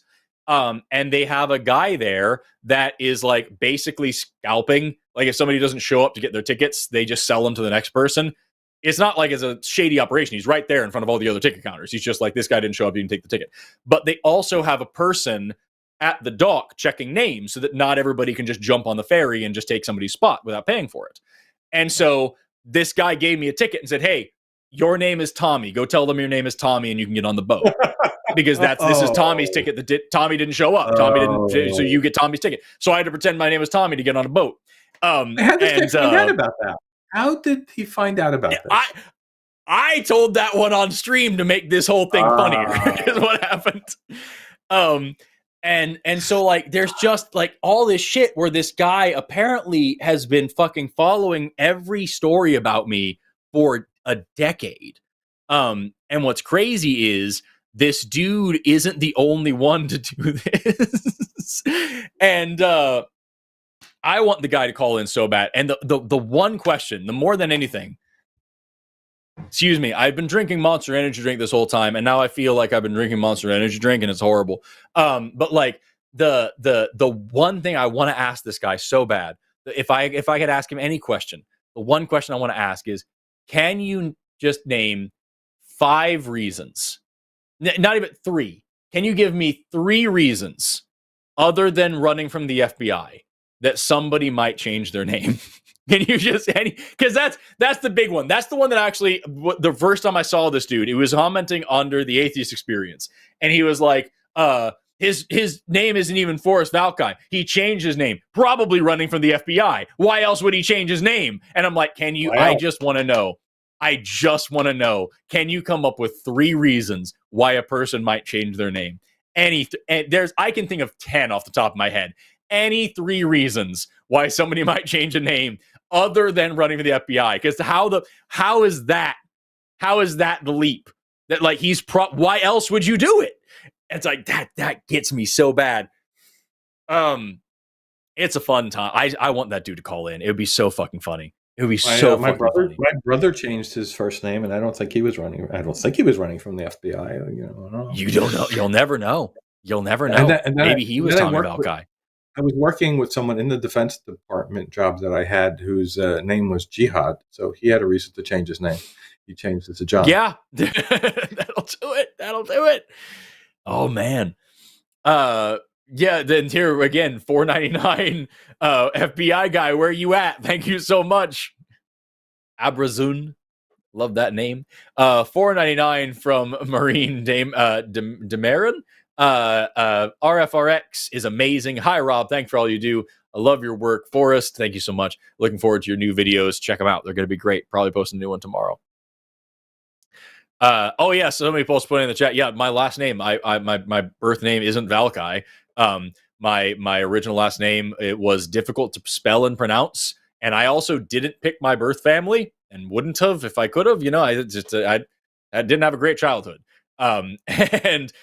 So my wife and I talked about it quite a bit, and we decided that we wanted to start a new family, a new clan, a new tribe, a new group, a new destiny. And we picked out the name Valkai. It is an Anglicization of the Tamil word for life. I'm a biologist. Life is my job. Also, if life means anything, life means freedom and choice and ability to choose your own destiny and do whatever the fuck you want. And even though it is an Anglicization of a Tamil word, Valkai is also a surname in the part of the world where I'm actually from the Carpathian region around Austria and Hungary. Valkai is a last name, and that's where I'm from. And so it's reasonable that would be my last name anyway. And so there's a long thing. I go on and on and on about what the name means to us, but I picked the name Valkai, and we concocted the name together. We came up with the spelling and everything together. It was a very real romantic, emotional thing for us to decide on this name. I went to the courthouse and changed my name, and then we got married so that it became both of our names. And it was already also, before we even did that, we weren't even sure if I was going to do that. I decided it was going to be my stage name first. I was like, no matter what happens, this name is perfect. I love this name. I'm keeping it. And so it was my stage name. And then she was like, I remember at one point, she and I were talking about it, and she was like, we can't do that. Because especially if you ever get a doctorate, Dr. Valkai is a fucking supervillain. You can't do that. That's insane. You can't have that name. And I was considering changing my first name because Forrest is my name that I've had my whole life. And I was like, you know what? 30 years of people calling me Forrest. I can't change that. It's fine. I'll stick with Forrest. And we were talking about it, and she was like, we can't do this. This is too crazy. This is too ridiculous. She called all her sisters. She's got 4 sisters. She calls all of them. She's like, is Valkai too ridiculous of a name? They're like, absolutely, it fucking is. You cannot do that. And then one day I remember we were in the kitchen, and I forgot what we were even talking about. We were talking about like we wanted to make dinner or do something, go to an adventure or whatever. And she was like, it's a big day in the Valkai household. And I was just like, and she was like, yeah, we're fucking doing it. I'm like, yeah. And so, yeah, it's every part of this story is just something monumental and sweet and wonderful for me. And this guy has made this fucking international man of mystery supervillain story out of it, and I love it so much. So I have to ask you, does this not concern you? Because it sounds very stalkerish, and sometimes bad things happen with stalkers. It's crazy so this dude is apparently a member of the Masonic Lodge that I joined at 18, and that's why he's following me for so long. So he knew me at one point. That's what he claims anyway. And what's crazy about it is that he repeatedly has said that he wants me to answer some specific questions about my beliefs in God and all these things so that he can report back to the lodge and tell them. So these motherfuckers are talking about me 12 years after I've left this thing. I left their cult, and 12 years later, they're still trying to hunt me down to get me to like answer questions to report back to them. And he's not the first person to do this. When I was running for office, one of those people was stalking all of my social media to tell everybody that I am racist because I believe Black Lives Matter and not all lives matter. And that nobody should like me for that reason. And after that, another person from that lodge was all over my YouTube, the only person I've ever had to block on YouTube because he kept posting that I was socialist scum that deserves the noose, saying that I need to be publicly hanged for being an enemy of America. Yeah. So like, yeah, it's a little scary, right? It's crazy. I've gotten weirder death threats. I'll be honest with you. These ones aren't even funny. Most of the death threats I get are funny, but like these ones are just fucking weird. Also, to the people in the chat, I saw a couple people saying, "Can I become a Valkai? I want to change my name to Valkai." Fucking do it. Do it. It means life. It means freedom. It means choice. It means you. It means whatever the fuck you want to be. And it means getting away from whatever situation that you were in, whatever family you had, whatever upbringing you had, whoever was shitty to you. Never again. You're never going to be in that situation again. You're never going to be treated that way again. You are now in control of your life. You're going to do whatever the fuck you want, and you're going to change the whole goddamn world. You're going to go fight the windmills. You're going to make the world a better place. Valkai means quixotic. Valkai means irreverent. Valkai means passion. Valkai means excitement. Valkai means fucking science. So yes, you can be a Valkai if you want to be. Everybody's welcome in the Valkai tribe. Very cool. So can I tell you my story about people I'm a little concerned about in my life? Yes. All right. So I don't think I mentioned it here. One of the things I do to volunteer is I'm a member of the Guerrilla Skeptics on Wikipedia team. And you could look this up by Googling that, and the name Susan Gerbic. And she's a skeptical activist, a fellow of CSI, and she runs this group. And it's the first thing I did in skepticism. I might have mentioned that at the beginning. But we edit Wikipedia for truth and accuracy to remove paranormal claims and conspiracy claims that don't have any backing. Well, the last couple of years, the UFO true believers, we didn't get a lot of UFO calls today, but those people are very concerning because they firmly believe that anyone doing that sort of thing is helping the government cover up what needs to be revealed to the population. And I tuned in one day to a podcast, a YouTube video podcast with quite a large number, tens of thousands, maybe it was more than that, of viewers. And my name was used because they connected me to my Wikipedia editing and my Skeptical Inquirer article saying, no, there is no alien visitation going on. And they kept saying my name in this podcast, and I was very concerned. All of the people there believed they were abductees, although the word now they use is experiencers. Every one of them thought this was absolutely true, and they had personal experience to back it up. And you know, I don't think Rob Heatherly was the head of the podcast, not him, but all the people he had on. And I did not like my name out there, you know, being said repeatedly that this person is a disinformation agent. And Susan Gerbic had her Wikipedia article. She's got an article bio, and somebody, you know, from these beliefs inserted Susan Gerbic, disinformation agent for the CIA, you know, into the Wikipedia article or something like that for her. It's like, and it's very disconcerting that these people are out to, you know, at least disparage you. Hopefully that's as far as it goes. Yeah. No, that's what's crazy to me is that like this conspiracy theory is so fucking funny. And there's the parts of it that are true. I would love to talk to this guy and be like, you have been desperately trying to get people's attention, to tell them these facts about me. I want you to now get in front of, we get 40,000 views on a bad show here on the line. I want this dude to call in and tell 10, you're trying like fuck to get 4 people in a comment section to take you seriously. I want you to talk to 40,000 and tell them everything you think. Right. And then tell me 3 reasons why someone might change their last name.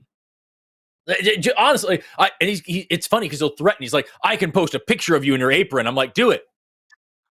I want to talk about it. I fucking hold up when I talk about Freemason shit. Like, this is my Freemason Bible.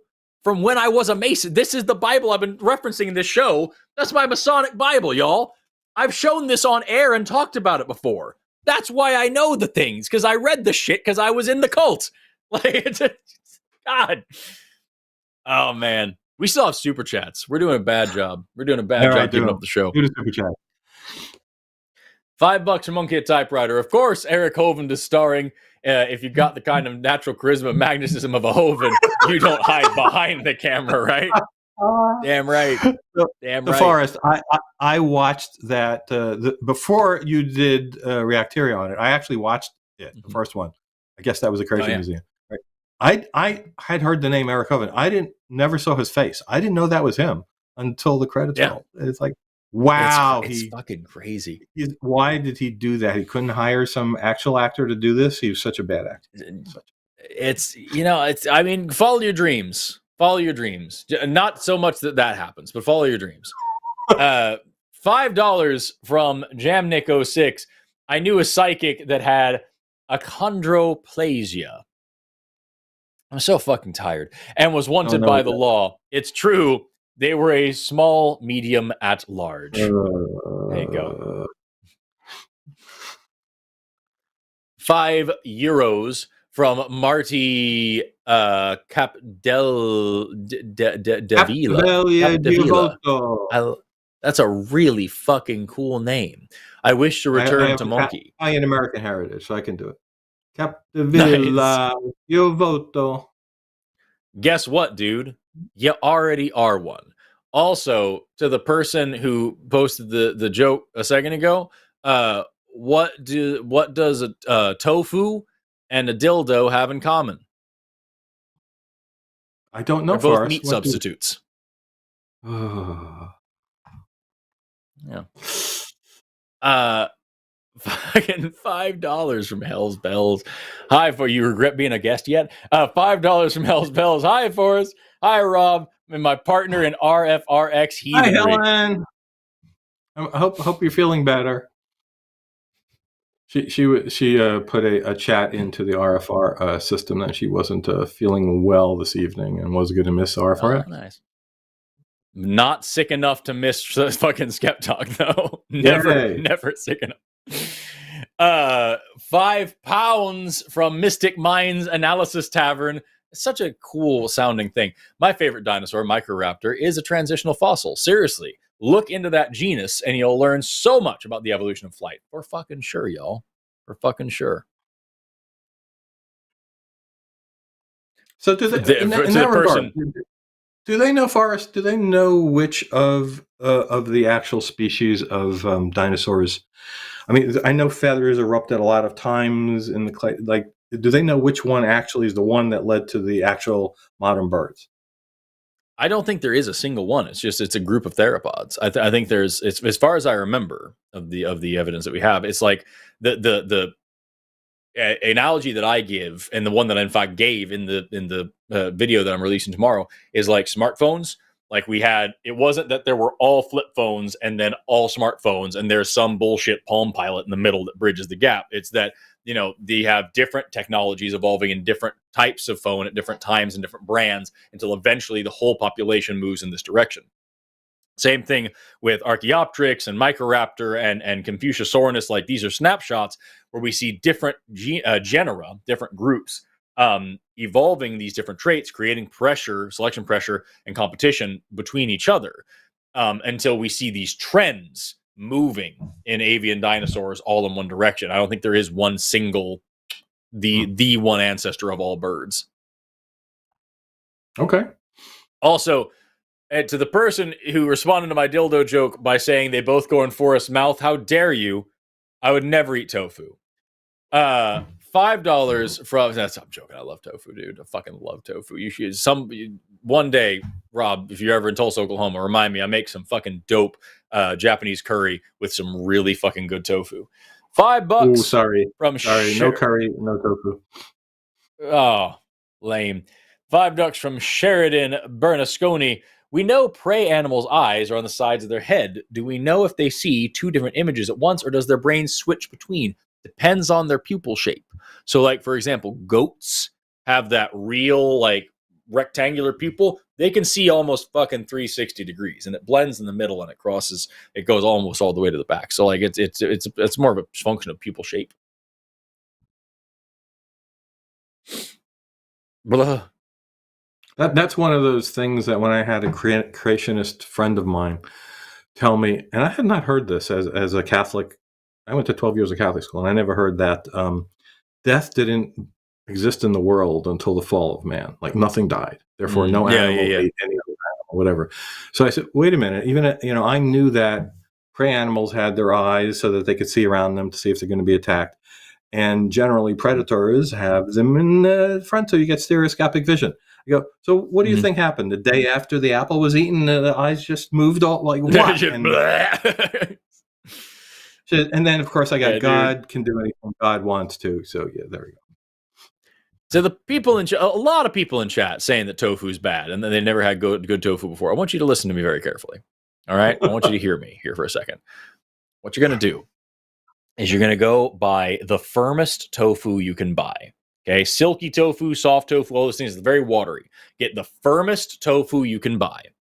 And you're going to get yourself like a couple of cookie sheets if you can get them, or something similar, some sort of like a wire rack would be really helpful, preferably 2 of them, okay?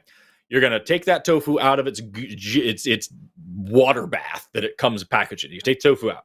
You're going to wrap that tofu in a shitload of paper towels, like several layers of paper towels. That's not only to absorb, but it's also to protect, okay? Put that tofu on a cookie sheet. Put the other cookie sheet on top. Put a pot on that cookie sheet. Slowly fill that pot with water. So it creates slow, even pressure, squishes that tofu. You want that tofu as dry as you can possibly fucking get. You want to squeeze every bit of water out of it. Leave that pot on there for a couple hours. Just leave that pot, just squishing all the water out of that tofu. You squeeze it down until it is super, super, super dry. And then you can slice it really easily with a knife, and you slice it up into little cubes. And then you're going to go to the store, preferably any kind of Asian market. You're going to buy golden curry. Okay, it's called Golden Curry is the brand. Look it up, Amazon, Golden Curry. I'm going to put a link in the chat right now to Golden Curry Cubes. It is the best brand of curry. It looks like this. Here's a 3-pack of different flavors. Okay, it is Japanese curry. So when it talks about, oh, for fuck's sake, I need to get a fucking URL shortener. Oh my glob. When it says that it is, extra hot, they don't mean it. Okay, get the hottest one. It doesn't matter, but like get the hottest one because it's better. Okay, here's this Amazon page. There it is.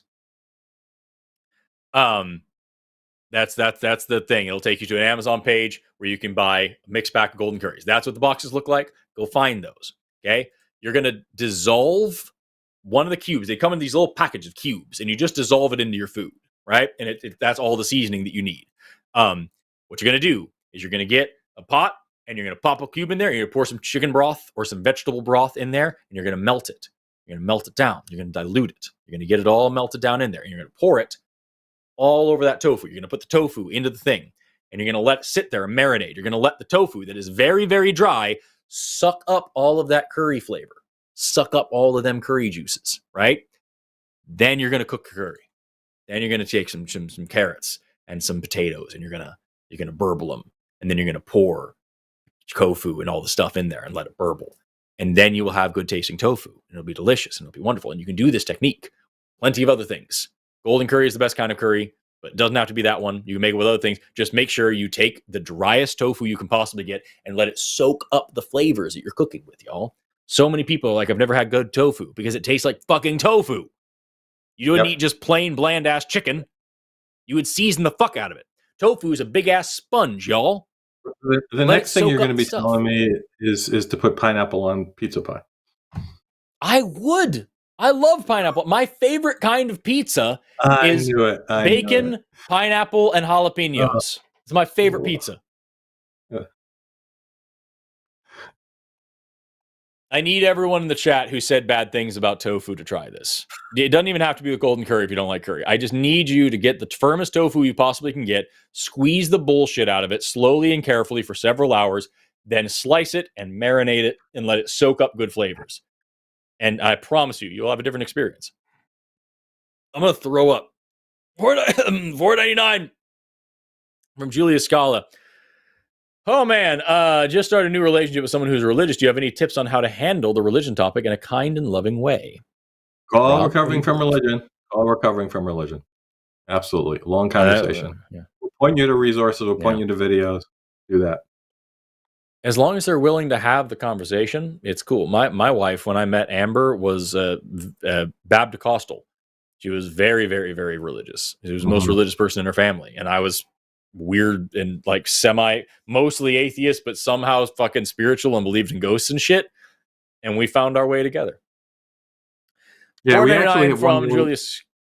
We have one good video on the subject on our RFRX Talks page. It's at I think we have 12 samples there. There's a link to the whole playlist on YouTube, but there's 12 that are actually video panels you can hit.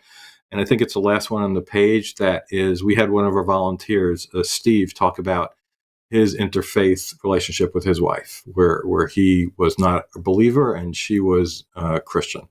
So I would absolutely recommend that. Yeah. My wife texted me to say a wire rack is not a cookie sheet. I meant like a cooling rack. I meant a cooler. I am extremely tired. Thank you, my love. Thank you so much for correcting me. Do you have to get through? Quite a few. But my wife is kind and sweet and generous and loving and beautiful and really hot. And she just makes sure to correct me when I say dumb things. And I really appreciate it. I genuinely appreciate that from her. She's such a sweet lady. $4.99 more from Julia Scala.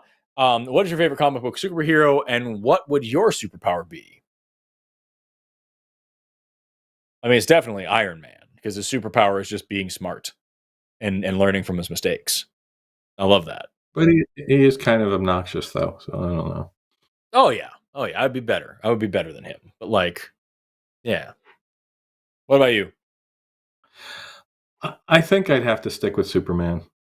I mean, the whole thing coming from another planet, so I would know there's actually aliens out there and that kind of thing. Yeah. Yep. That is handy. That is handy. Yeah. $10 from Git Stanfield. Hey, Forrest, why is sexual reproduction more common than asexual reproduction in organisms? It's not. What environmental conditions, if any, make this true? Thank you if you see this. Yeah, I don't think it is. I'm pretty sure there's way, way, way, way, way more bacteria than there are any kind of thing that reproduces any kind of sexually. And even then, it's somewhat of a spectrum. So meaning by species or quantity of organisms when you said way more than? Both? Question mark, I think. I'm pretty sure. I could be wrong. I am extremely tired. But even then, there's bacteria can do this cool thing called conjugation, where they make it's called a sexpilus. I'm pretty sure that's what it's fucking called, where it's literally just a fucking extension of their cell wall that jabs up into another bacteria and that connects their cytoplasm like a plasmodesmata between plant cells, and they can share plasmids, which are little chunks of ring DNA, and it's basically bacteria sex. It's a wild situation. Also, bacteria can do a cool thing called transformation, where they can literally just slurp up plasmids from even dead bacteria. Other bacteria that are dead, they can slurp up genetic material and incorporate them, which means if you really boil down sex to just functionality, then sometimes sex works with dead things, And what the fuck is that? So just you can't have all the things. Biology. It's biology. It's why I love it. It's weird as fuck. $10 from Jamnico6. Thor made love to a mortal woman before sharing his identity. Afterwards, he said, "I must confess, I am Thor." The mortal woman replied, "You think you're Thor? I can hardly sit down." That is very good. That is very good. When does a joke become a dad joke? That was there. When it becomes apparent. Oh. When does a joke become my dad joke? Just stop. When does a joke become a my dad joke, Rob? it becomes a my dad joke when it fucking dies of cancer. Stop. $5 from Soupy Dude. Great show so far. Awesome callers. Wait till you see Dave.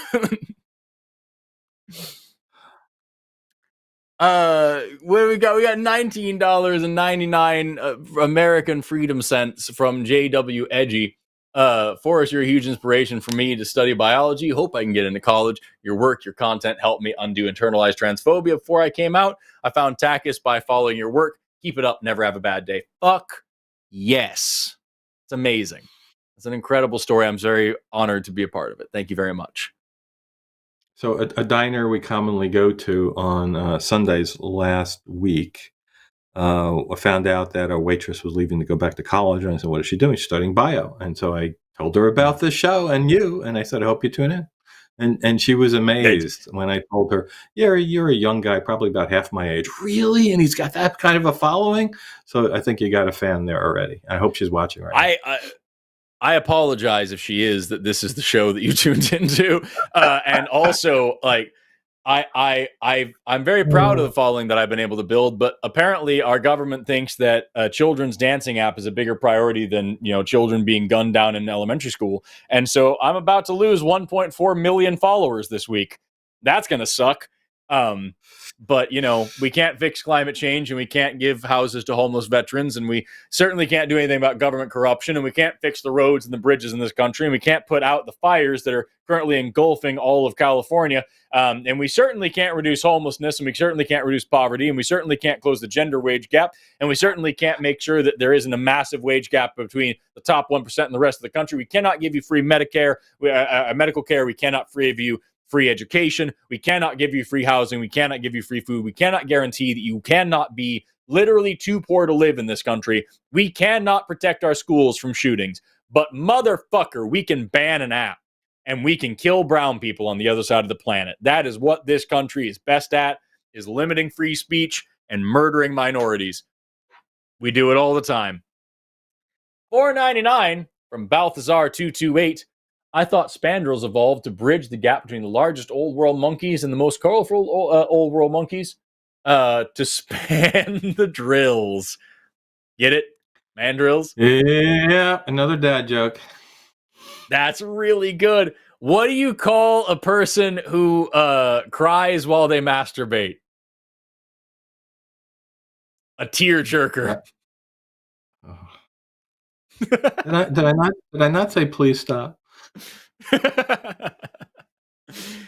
$5 fake dollars from this fucking guy again.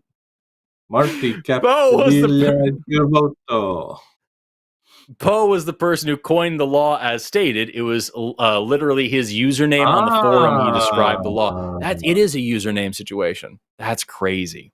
Oh, okay. $4.99 from Donkey Butt. Love that. Forrest, do you think answering the question, what change to, I don't know what that is. It's probably an emoji. What change do I want to be in the world is a good way to figure out what you want to do with my life. Yeah, that's fine. I prefer, so like the way I usually say it is find what you're like passionate about and good at, the thing that you'll get out of bed and do for free. And then find the intersection between that and like what the world needs most.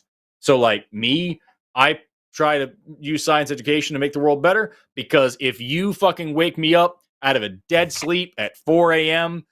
and you're like, hey, I got a group of fucking 6th graders over here that need to learn about allopatric speciation, I will jump out of that bed like Super Mario to go teach them. I love it. I fucking love it. And I just think that it's and for the record, the OBJ is not an emoji. That's a flaw in when you do something on an iPhone. Occasionally, it inserts that. I see that on Facebook posts I make on my channel from my iPhone and never from Windows. Yeah, and you don't see it on your iPhone. You know it's there. Yep. $5 a monkey at typewriter. Andy and David are the price that you pay for the kind of delightful folks you spoke to in the beginning of the show. Noah and Emma Grace are just lovely. Absolutely. Absolutely. 199 from XJWJC. Long live Sir Valkai and Sir Palmer, smiter of the trolls and defender of the gnolls. I'll see myself out. Very nice.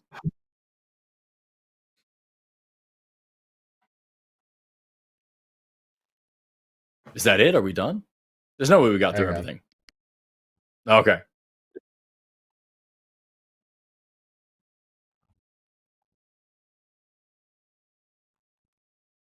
I'm There not it seeing the is. chat. There are more. $10 from there are Keto. more. Caller is dishonest. You hate to see it. You really do. You really do. It blows when somebody like spends that much time like just not answering a freaking question. $5 from Stomp 10. Creationist told me the Clovis people were wiped out. I came back with evidence and he changed his stance. They always move the goalposts. Great stream. Yeah, if this thing doesn't prove creationism, or this is a thing that proves creationism, oh, it's not real. Well, that's what really proves creationism. You know what I mean? There's an old joke about that. So I work with a creationist Bible literalist who is also I think a doctorate, well, at least a bachelor or maybe a doctorate in mathematics. And I'll say that because that'll become clear in a minute. But she was always pushing creationism on me. And she said she went to her service and the pastor gave her more evidence that creationism was true. The universe was not old. And it had to do with the speed the moon was moving away from the earth. Right. And she said, you do the math and it can't be more than 10,000 years from where it is now to if it was in contact with the planet. So I went back to my desk at lunchtime and I, Googled and found some actual data about the speed it's moving away, that kind of a thing. And guess what? It comes up to many billions of years. And I sent her the spreadsheet and she just said, oh, God moves in mysterious ways. I said, you told me the math proved creationism. And now you're just going to say that? And yes. And then she went on to another claim, which I don't remember what it was. It was astounding. I've got her a guy. Field of mathematics. I showed her she was freaking wrong and just doesn't matter. I've got a guy on TikTok right now posted some dumb shit about how like sex and gender are the same thing. No person on the planet. That's actually what he said. No one person on the planet truly believes that gender is a social construct. And so I made a video where I showed, here's my undergrad genetics textbook, which explains the difference between sex and gender and that they're not necessarily congruent. Here is a literally basic biology textbook, Campbell's Introductory Biology Textbook, explains the difference between sex and gender. He said no person on the planet. Maybe he believes aliens wrote those textbooks and implanted them in the library. And then the third thing I also showed, here's the World Health Organization. The World Health Organization has their page on gender and health, explaining the difference between sex and gender, explaining trans people and intersex people, like explaining these things. And his response was, they're the ones who control the weather. They're the ones who control the weather, so I wouldn't trust them. His response was, it's sad to see how far the propaganda is spreading. And just maintain, these people don't know what male and female means. These people don't know what gender means. These people don't know. Like, the best scientists and doctors on the planet are wrong because I don't like it. It's all too common. Kaleidoscope Green sent $5 say, kitty treats. Thank you for the show. Thank you for the theoretical kitty treats. I don't know what that means. 5 fake silly dollars from FMDJ. I want the Let Me Explain show so much, please. I would love that. I would love that a lot. By the way, that person on TikTok, I have also encouraged to call in several times, and he also refuses to because he has already won the debate. Because I have not defined the word male in the comment section, which means I cannot define the word male, which means my biology education is completely worthless, and it means that I don't actually know what gender or sex are. And he is completely right. That is his stance. And every time I don't answer his question the way he likes, that is proof that I can't, which is proof that he's right, so he won't call in. Because that is what science deniers do. Science deniers, this is the one thing you can always recognize, just like what Rob was just saying, what I've been saying. The one thing that unites every science denier, transphobes, flat earthers, anti-vaxxers, creationists, they cannot distinguish their own ignorance from scientific evidence. And they cannot distinguish someone refusing to play with them with someone being unable to play with them. Refusal equals inability, and their ignorance equals scientific evidence. 10 Canadian astounds me often when I listen to those kinds of calls when the person believes they understand a subject which they clearly haven't even barely looked into better than the entire scientific profession that studies it for their livelihood. And that commonly is the case. Yeah, no, I understand bad this. Time. And no, you don't. Bad time. 10 Canadian dollars from Monster in Head. You are working so hard for us. Thank you so much. I give you this small money to acknowledge the long days of hard work. Hi, Rob. Well, thank you very much. It really means a lot to me. I will gladly accept the portion of your colorful ass dollars that I will receive through the line. $4.99 from Philip Kelly. Potholer54, former science journalist here on YouTube, was a good source that helped me understand climate change, climate science, etc. Hell yeah. Potholer54. Yes, I've seen that. Yes. I misread that whole thing. $5 from Katie L. Forrest, my husband and I adore you. Thanks for your brilliant brain. Well, thank you so much for watching. I really appreciate it. I'm sorry I have been so sleepy this afternoon. I probably have not been putting on the best show, but I really appreciate you guys being here for it. $9.99 from Nuzzy D. Tommy Valkai, super science, super spy. I'm gonna write that TV show. Hashtag vote for Tommy. Keep being awesome. They'll never catch Tommy Valkai. They will never catch me. $5 monkey a typewriter. Time, money, and pettiness is the crime triangle of internet content creators wanted for breeding super bacteria and child dissection. You don't know anything about me. Fuck you. See, this is how it spreads. Because, like, both of those things have the same grain of truth. Is that, yes, I have bred some bacteria that are stronger than other bacteria. I killed them. Yes, I would dissect children. I haven't. How dare you spread these rumors? This is another thing, Rob, you should know, is that I've spent a lot of time dissecting human cadavers. I have a lot of biomed training. My second master's is all about biomed. I did not go into that field at all. I am not capable of doing that without puking. I have spent hundreds of hours digging around inside human bodies, most of them dead. My God, Forrest, I'm getting off thinking about it. This is why I became a mechanical engineer. Mechanical engineers do not dig around inside human bodies. In all fairness, we do basically the same job, just the nuts and bolts I work with are squishier. And like and now child dissection has become this meme of me on this channel for reasons we won't get into because they're completely irrelevant. Buy a Dissect the Boy mug. But that's a whole other thing. I sell don't worry about it. Don't worry about it, Rob. Look, my goal by the end of the show is to make you regret having me as a friend. And if I'm not at least 50% there yet, then I'm doing a bad job. $20 from Godfrey N. Good. Aloha. This may be pedantic, but there are there any microorganisms, diseases included, that could have survived a global flood? If so, how could they have survived? And does that mean they would have evolved since the flood? Mahalo. Here's what you have to understand. Is that like the microorganisms that cause disease, a lot of the time, are species specific.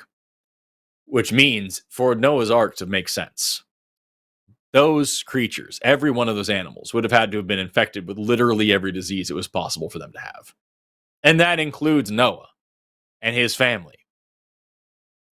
Who did Noah have unprotected sex with in order to carry all the STDs onto the ark?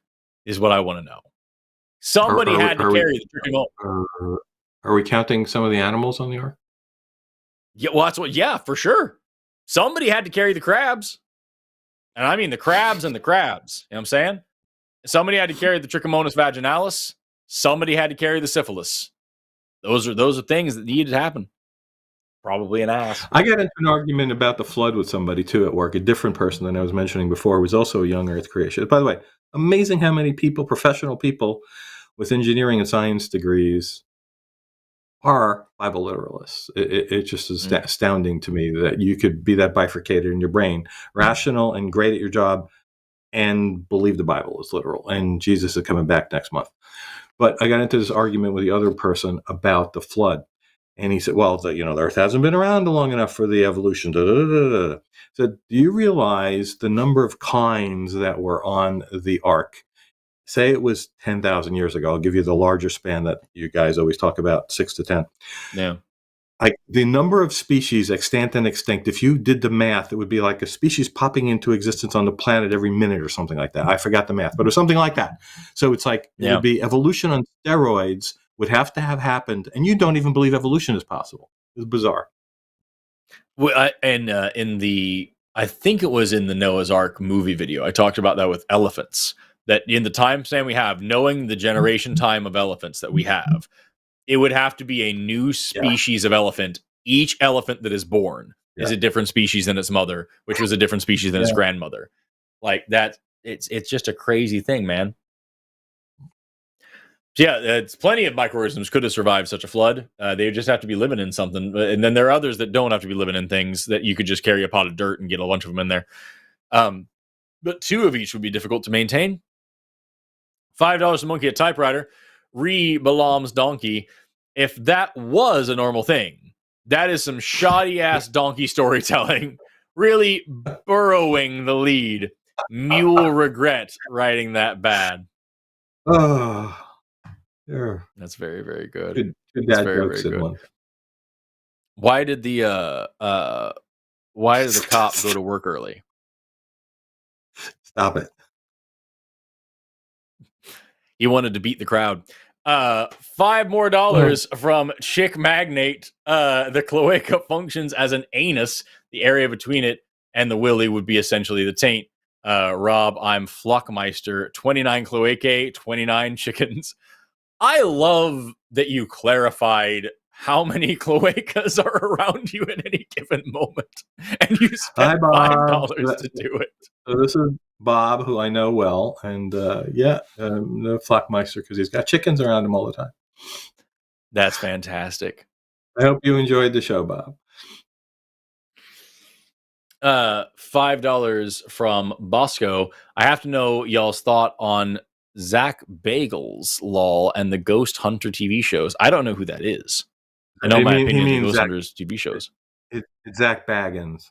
So, yeah, Zach Baggins has the Haunted Museum in Las Vegas, and he's like a famous ghost hunter. And yeah, he's full of shit, according to Kenny Biddle. Don't sue me. Kenny Biddle, who was a former ghost hunter and believed it all, saw reason, and now is the chief investigator for CSI. He is the only skeptical paranormal investigator, and he tells the truth about these people, including Zach Baggins having all bullshit items in his haunted museum in Las Vegas. So you can go look up Kenny Biddle on Skeptical Inquirer, yes, to find all about Zach Bagels Baggins. Goodness. $5 ducks and bucks from Mark Fernkampf. Blue. That's the name.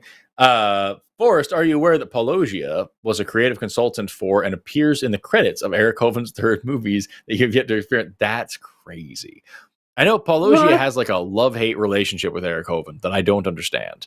But yeah, I've seen them, they talk about each other quite frequently. $5 from Miss Non Sequitur. Forrest, it's me that you keep teasing us while you're curry. I would love some curry right now. I'm starving. I haven't eaten in like time. But hey, man, hopefully someday we'll all get to snack down. $4.99 from Anthony Lund. Anthony Lund! A good rice cooker will change your life. You have no idea how good rice tastes when cooked by a Zoji Rushi. A good rice cooker lasts a lifetime. Anthony, first of all, thank you for being here. This motherfucker is amazing. Incredible producer of science documentary films, and also currently runs or is a major part of the production team for, I believe, the Legal YouTube channel. Really good guy. Everybody check him out. But also, because of your recommendation, I bought like a very fancy, expensive-ass Zoji Rushi rice cooker, and you are absolutely correct. It's fantastic. It's amazing. Keep them going.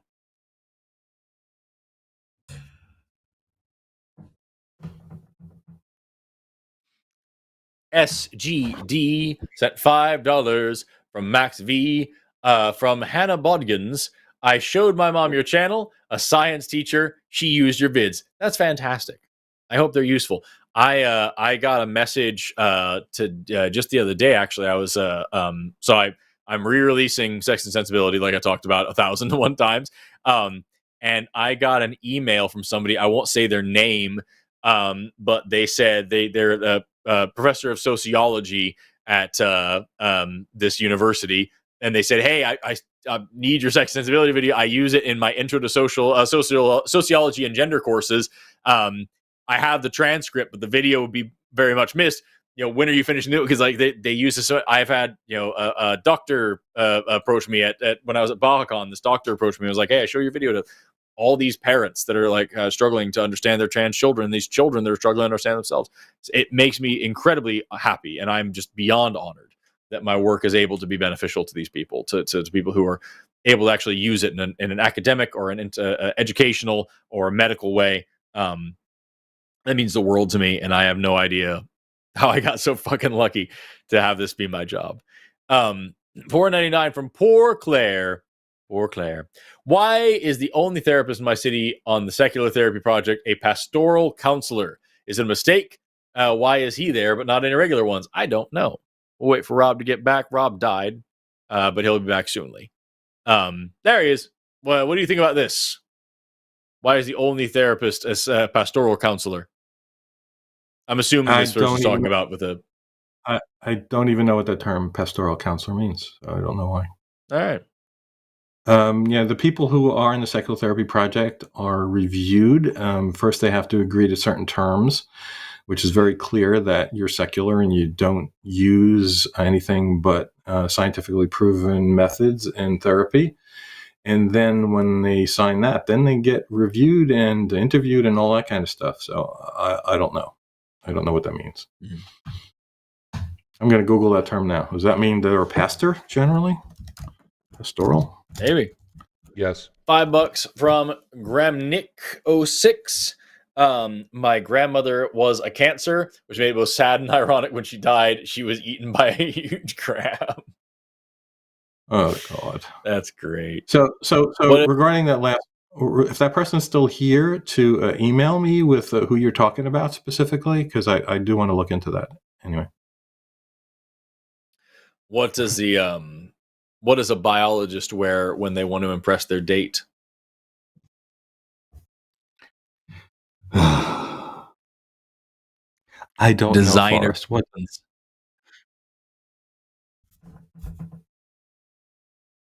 It's designer jeans. You take that one home with you. Tell it to your kids.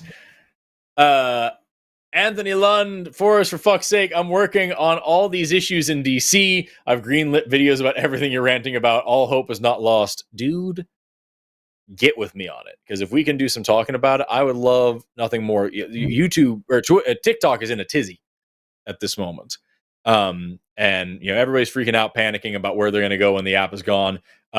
People are making the genuinely funny to move over to Red Note, which is like the actual Chinese version of TikTok, which the actual translation is Little Red Book. It's fucking communist propaganda in the name of the app. It's very funny. So get in touch, because if you and me and Legal Eagle and whoever else can make some content about it on TikTok, I guarantee it'll go over incredibly well. And we have about 6 days left to do it. So hit me up. Let's do it. $5 from Quiet Window 1. Darn it, Forrest, I tried using your sex and sensibility video to someone in a text debate, and the day I tried doing it, you'd taken the old one down. You're going to have to wait like maybe 2 weeks. I promise it'll be on the end of the month. I'm trying to get it recorded this week and have it edited by the end of next week. And then I just need to have it like final reviews. But like, I've got a list of reviewers, y'all.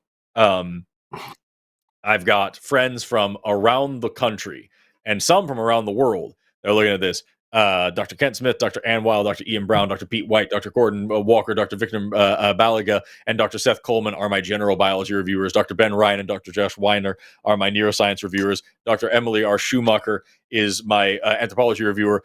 Dr. Melanie Matthew, Dr. Bronte Remzik, Dr. Ben Hamilton, Dr. Todd Woolen are my medical reviewers, and Dr. Roxanne Fielig, Dr. Justin Pruder, and Dr. Ina Kavensky are my Kanevsky, pardon me, are my psychology reviewers. These are all just personal friends of mine who are way fucking smarter than I, and that work in these fields, that are reviewing the new script to make sure that everything is on point, and just letting me know, like, hey, you could have put an extra thing in here if you wanted to. So check it out. $5 from Miss Non Sequitur. Keeling, sorry for poor Rob. He's sighed so many times during this stream. I told you, my goal is to make Rob regret our friendship. That is what I'm here for. And that's the end of the super chats, y'all.